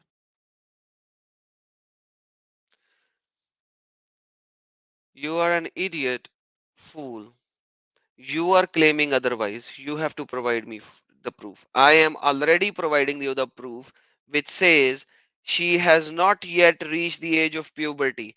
I am providing my proof. You are rejecting this proof. You are the idiot who has to give me the proof. So, guys, imagine I am giving the proof that she is not reached the age of puberty. He has not given me anything. Now he says the burden of proof is on me. Which burden of proof? I am already proving that she has not reached the age of puberty by showing the Quran, by showing the Hadiths, and he's saying whatever I am saying accepted. Okay, and then burden of the proof is on me. Is he an idiot or what? Like, did he even left the basic logic? Did he forgot about the basic logic? Like,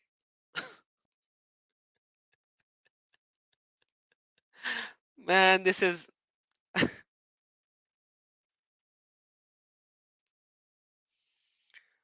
aha. Lord have mercy on them. Lord have mercy. Lord have mercy. Okay, the pedo now comes in and says the part was added in. You stupid idiot. They are actually referring to Fathul Bari. It's written right there. They are giving you the page number and volume number as well to explain why she was playing with doll. Are you this ignorant? Have you actually stopped reading as well now? Now, can you give me something which says that in Islam you can actually not marry a girl until she has reached the age of puberty? Can you show me? Can you show me something where you cannot marry? Otherwise, Islam is a filthy pedophile religion. So, is Islam a filthy pedophile religion? Yes. Did Muhammad marry a child? Yes. In Islam, if the sword is actually a Muslim boy, can he marry a child? Yes. Can he have sex with her and then let her go? Yes.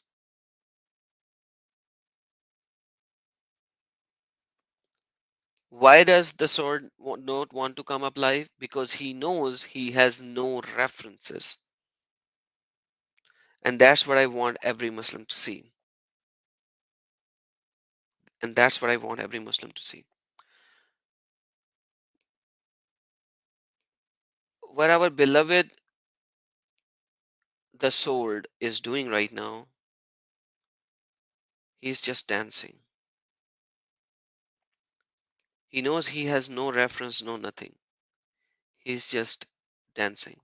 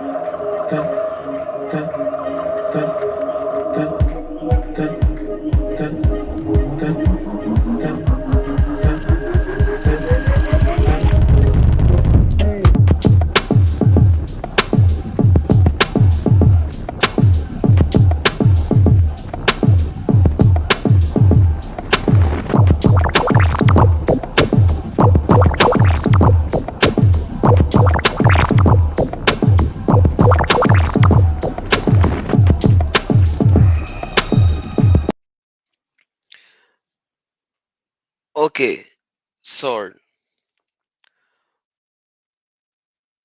Tell me what is good in Islam. Why do you still follow it? Why do you still follow Islam? What's so good in it?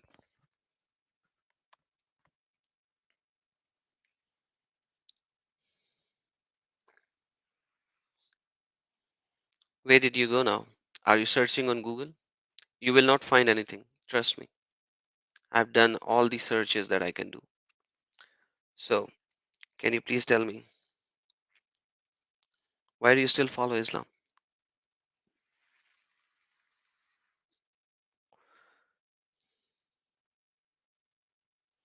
Come on, give me something. Give me something why you still follow Islam. Let's see if you have something. If you can convince somebody. I have 104 people right now watching. Tell me if you can convince them that there is some good in Islam. What is good in Islam?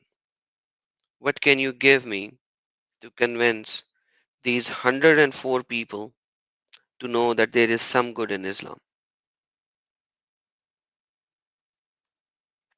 Islam asks for jihad, for killing. Islam kills the ex-Muslims. Islam kills anybody who wants to accept any other religion. Islam kills, they abuse because they cannot kill, and I've shown. Okay, the sword says the prophecies of prophet. So the Islam is good because of the prophecies of prophet. Okay, prophecies of prophet, that's the thing that Islam is good about. Imagine I asked what is good in Islam. I asked what is good in Islam, and he says the prophecies of prophet. So the prophecies of prophet are in Quran, because according to you Bible is corrupted anyways. So if Bible is corrupted, then how can you get prophecies from a corrupted book? And if you're getting from some prophecies from the corrupted book, then how does Islam is right? Because then Islam is corrupted anyways, because you're getting something from a corrupted book. Now, secondly, it has nothing to do with what I asked. I asked, what is good in Islam? Why do you still follow Islam? I think the sword is a she, not a he. So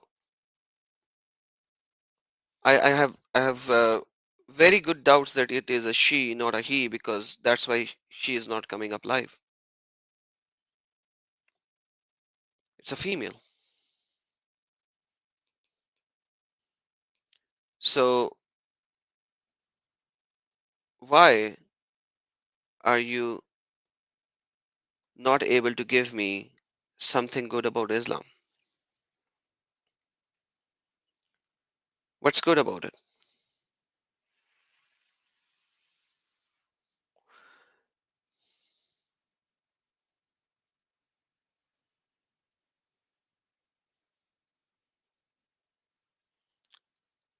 Sir, I ask you, what is good in Islam? And the answer is prophecies about the Prophet Muhammad. Prophet, not even Muhammad. So in Bible, there is a prophecy that there will be a prophet who will come, who will be a pedophile, who will have 11 wives, at least 4 slave girls whom he will have sex with. He will bear child with a slave girl, Maria al-Qibtiyah. Ibrahim, whose son Ibrahim will be killed, and this prophet will wage war on others, and he will get 20% of the booty from the war, including females. He will give the slave girls to his followers who will rape them. Which book is this? I think this is the special book of Muhammad, which we do not have it. Yeah, this is a special book which literally none of the Christians or the Jews have it. So I don't know. That's book that only he has it, brothers, like brothers and sisters.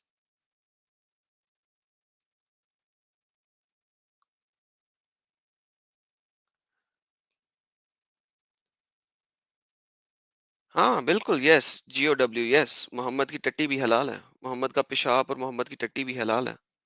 You don't know that? Yeah. The shit and the piss and the blood of Muhammad is halal. You can drink it. Islam is a religion of urine. Okay, let me show you then, because you said that. Do you guys know that people used to drink the urine of Muhammad, and it was considered to be something miraculous, and they would, wow, that's a whew, whew, whew, whew, whew, whew, whew, whew.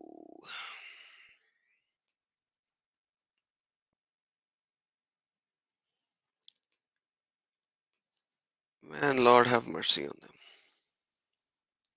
Yeah, people loved the urine of Muhammad. They would have a cocktail of the blood and urine of Muhammad, and they would eat it. Oh, sorry, drink it. Da, da, da, da, da, da, da, da, da, da.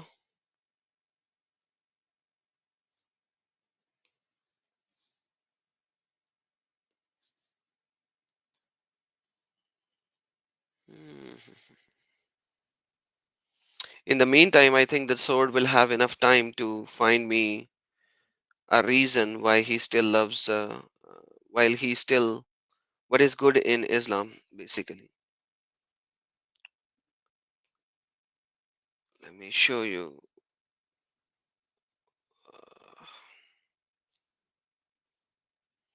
So guys, this is Khadam Rizvi. That's what our brother actually asked me. So it will be in Urdu. I'm going to translate it. There you go, guys. So the text written over here is that the companions of the Prophet Muhammad used to drink his urine for health. That's what the Urdu is saying.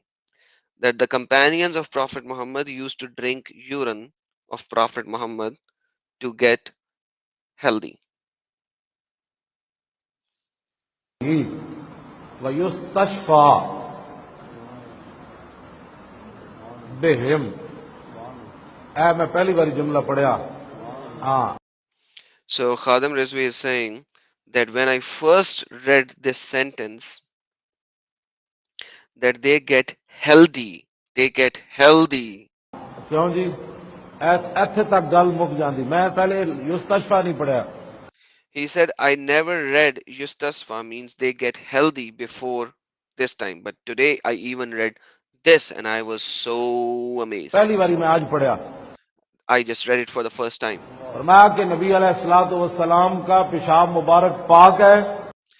The urine Mubarak, the blessed urine of the Prophet Muhammad is halal, it's pak, it's not najas. اور آپ کا خون مبارک پاک ہے. And his blood Mubarak is pak, his blood is pak. اور اگلی جو امام نے بات کی, کہا کہ صرف پاک ہی نہیں بلکہ ان کے ذریعے صحابہ شفا طلب کرتے رہے.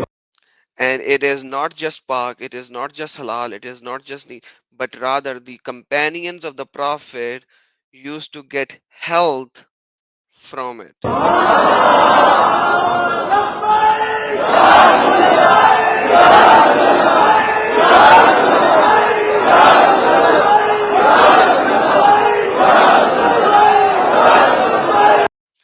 this is just the chanting.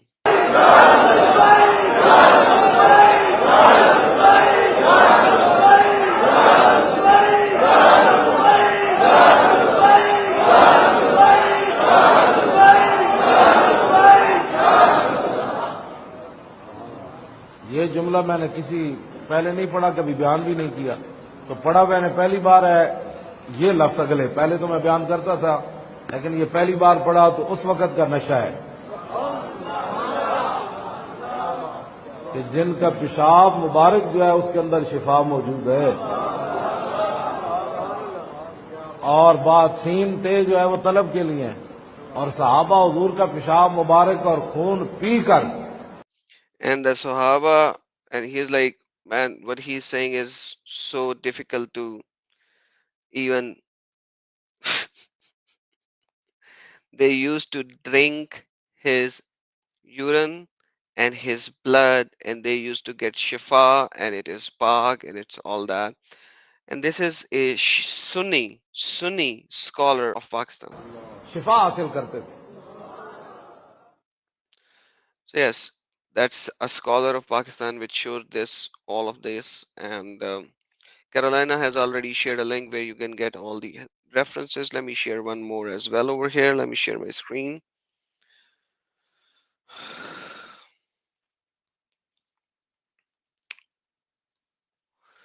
There was also a time when Malik ibn Sanin drank his blood on the day of Uhud and licked it up. The Prophet allowed him to do that and said the fire will not touch him. The Prophet allowed him to do that. Something similar occurred when Abdullah bin al-Zubair drank cupped blood. The Prophet said, woe to you from the people, woe to the people from you. He did not object what he had done. Something similar is also related when a woman drank some of his urine. He told her, you will never complain of stomach ache. The hadith of a woman drinking urine is sound. Al-Darqani followed the Muslim Bukhari who related it in Sahih. The name of this woman was Baraka, but they disagree about the lineage. Some said that she was Umme Ayman, a wooden cup he has placed under his bed, which he would urinate during the night. One night he urinated it, and then he examined it. In the morning there was nothing in it. He asked Baraka about that. She said, I got up and I felt thirsty, so I drank it without knowing. The hadith is related to Abu Juraira and other, and this is in even in sunnah.com as well. You can go and read it. Now, this is the blood, drinking of the blood and drinking of the urine of Muhammad.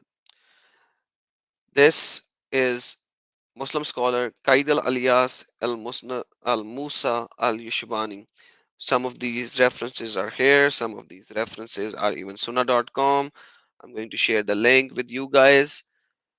Read it, watch it, verify it. Whatever is written here is authentic, nothing wrong.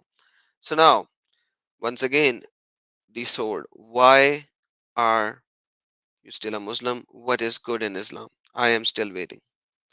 What is good in Islam? What is still good in Islam?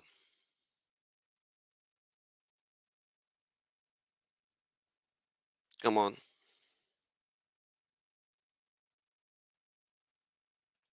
Kevin Rivera, I have been showing sword verses to begin with.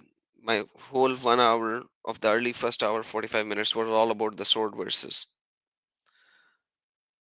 What is good in Islam? What is good in Islam?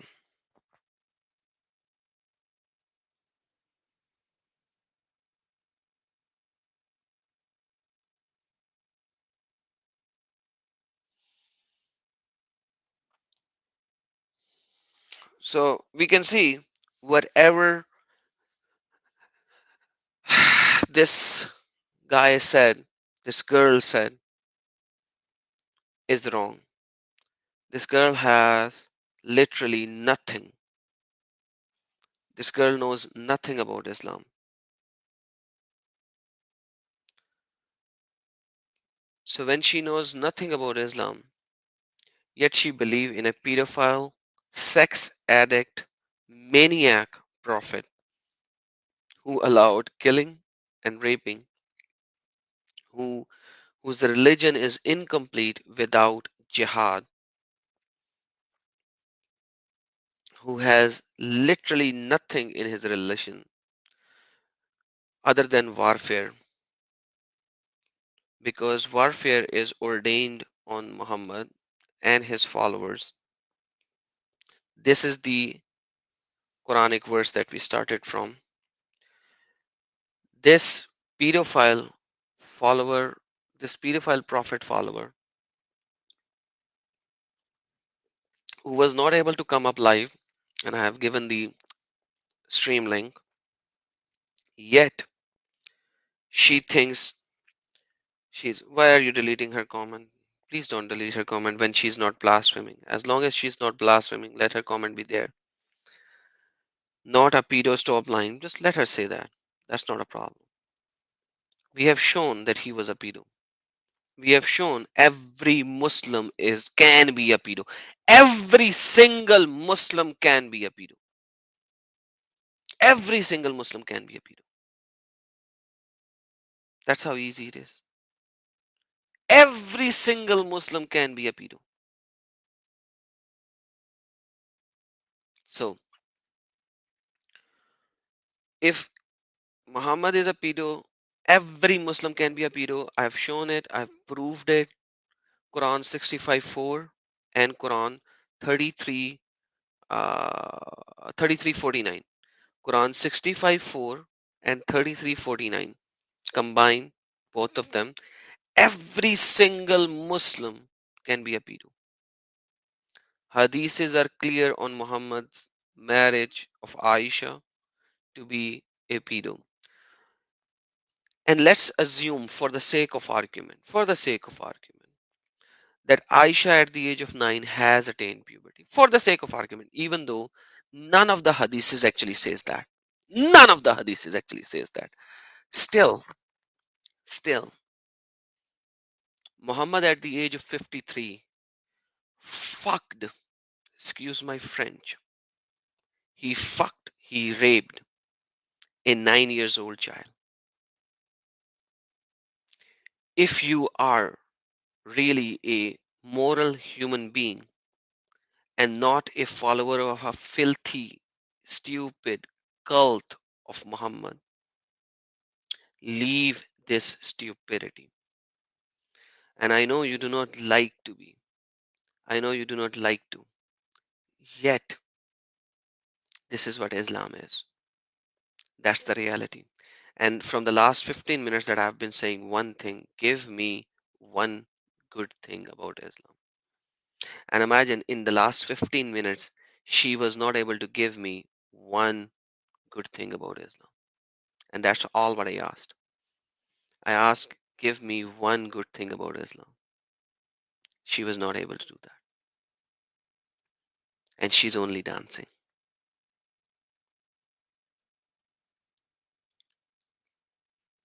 And all the people in my live chat who's watching, who have daughters or cousins daughters of the cousins who are 9 years of age.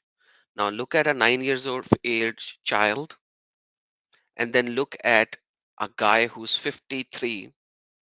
Imagine the guy who can be almost a grandfather or at least a father or even a grandfather. Imagine that kind of a guy is raping. I would call it a rape. I would literally call it a rape. A 9 years old child, which the height of 9 years of child might not even come cross the belly of that guy. And that fat, snobbing dude is climbing up on a 9 years old child. Now imagine that. And know how filthy this prophet is, so-called prophet is. Now imagine how filthy this so-called prophet is. That at the age of 53, he mounted a 9 years old child. At the age of 53, he mounted a 9 years old child. That is how filthy this idiot, maniac, sex addict, bastard is.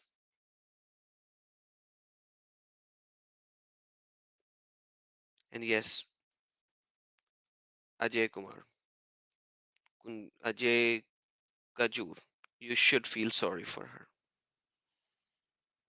You still feel sorry for her. She had nobody to save her from this moron, the sword master. There is nothing in Muhammad's life that you can call good. Literally nothing. He married the wife of his adopted son and removed adoption once and for all. That's how crazy it is.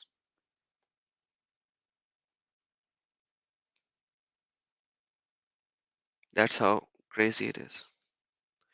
And you Muhammadans are calling him a prophet. You Muhammadans are calling him a prophet.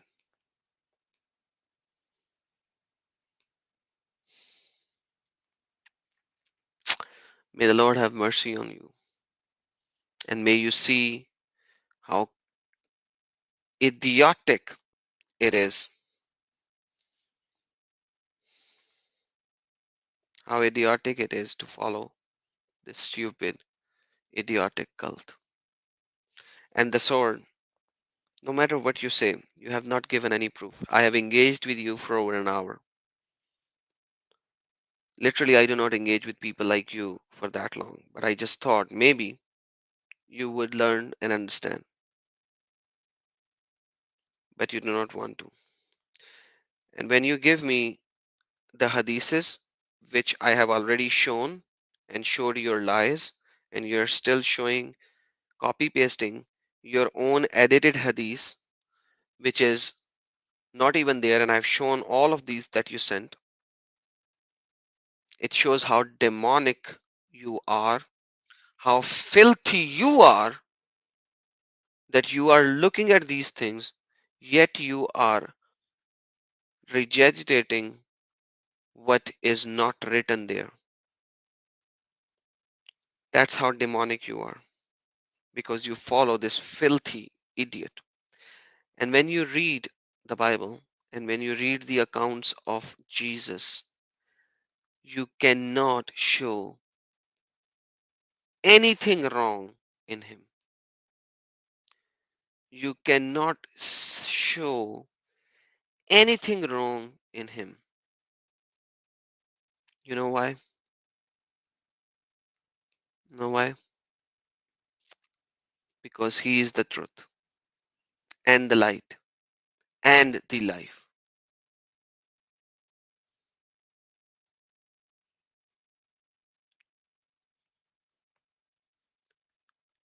The beauty of Jesus is that when you read the gospel accounts, even the atheists cannot say that he did anything wrong. He healed the sick. He gave sight to the blinds. And you know what Muhammad did when a blind came? When the blind came, he frowned and turned away.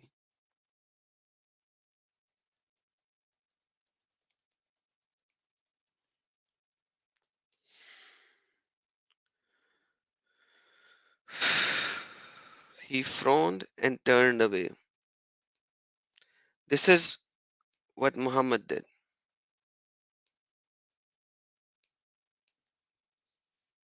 This is what Muhammad did. He, the Prophet, frowned and turned away because there came to him a blind man.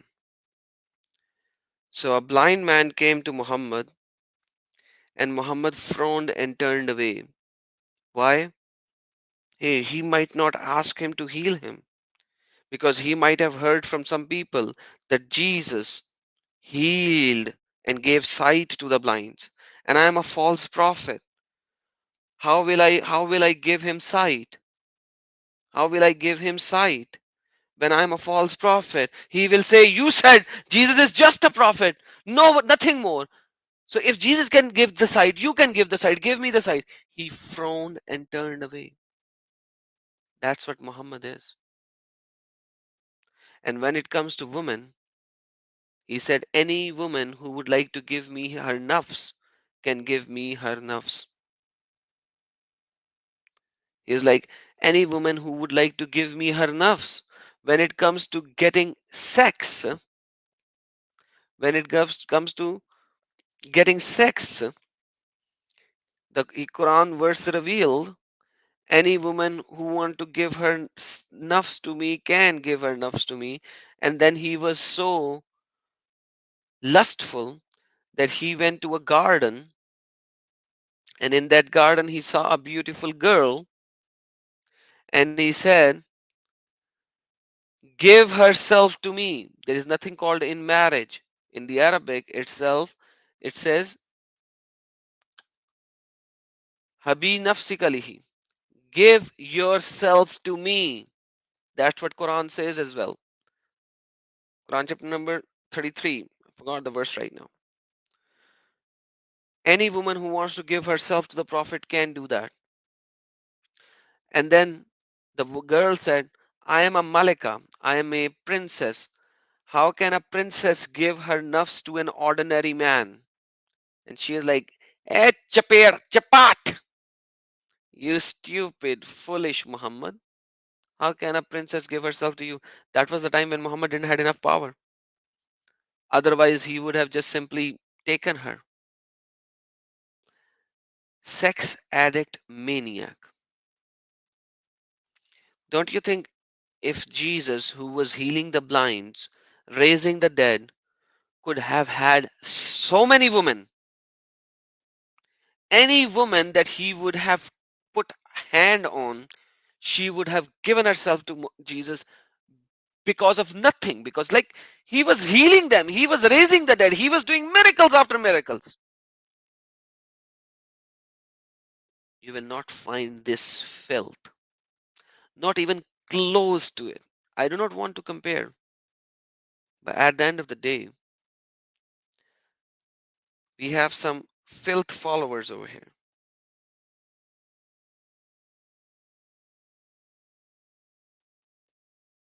We have some filth followers over here.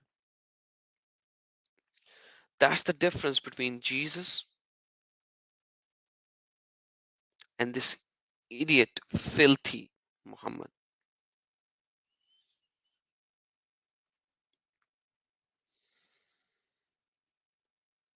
So come to Jesus.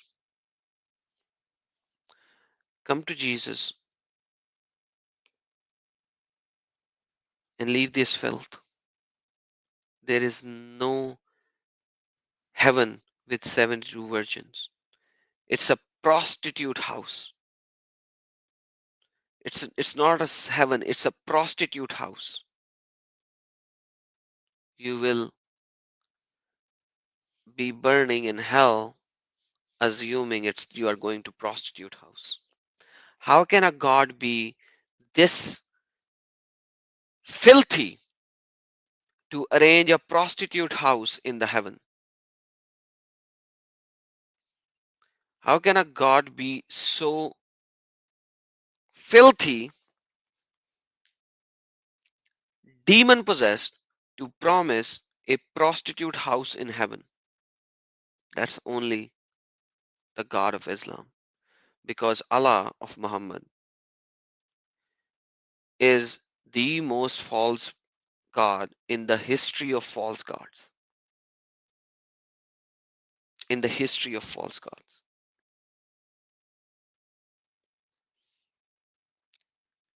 And sword, once again,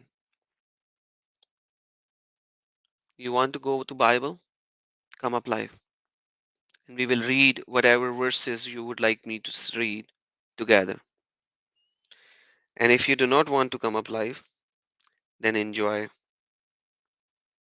Then enjoy in the live chat because you have nothing. You go to the Muslim channels and their websites and pick up out of context verses, and I have read all of them. So whenever you will have the courage, you will find your kapure to come up live, then come up. In the meantime, today you have been destroyed for over 90 minutes that you know nothing about Islam, and your prophet was a filthy pedophile maniac. And I've been very patient with you. So God bless everyone. We have seen the difference between Muhammad and his followers, and we have seen, hey, disaster, how are you?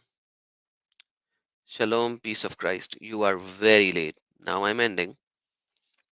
If you have something to say and you want to come up live, that's fine. But you should actually watch my last live stream in my Urdu channel. And you should put comments in that Hakim's channel. I am calling him out, and I'm going to make short videos for that Hakim as well. That demonic, demon possessed Hakim who doesn't know jack about Islam, but he wants reference of everything. I will give him reference of everything. All right, guys, God bless you all. Have a blessed day, evening, or night, wherever you are. Remember, Jesus is Lord. Muhammad is nothing more than a devil, and that's what devils does. And he did exactly and proved Bible to be true by doing all the devilish things that a devil could do. He was a liar, a pedophile, a maniac, a guy who lived by sword, died by poison. And the Jew lady who gave him poison, God actually made it authentic that the Jew lady said, if you are a prophet, you will not die of this poison. But if you are not, you will die of this poison. So God proved it that he was not a prophet. And the God of the Jews was far better than the God of Muhammad. That's how it is. And before I go, what should I say? What do I say, guys? Yeshua Akbarul Azim. Take care, guys. God bless you.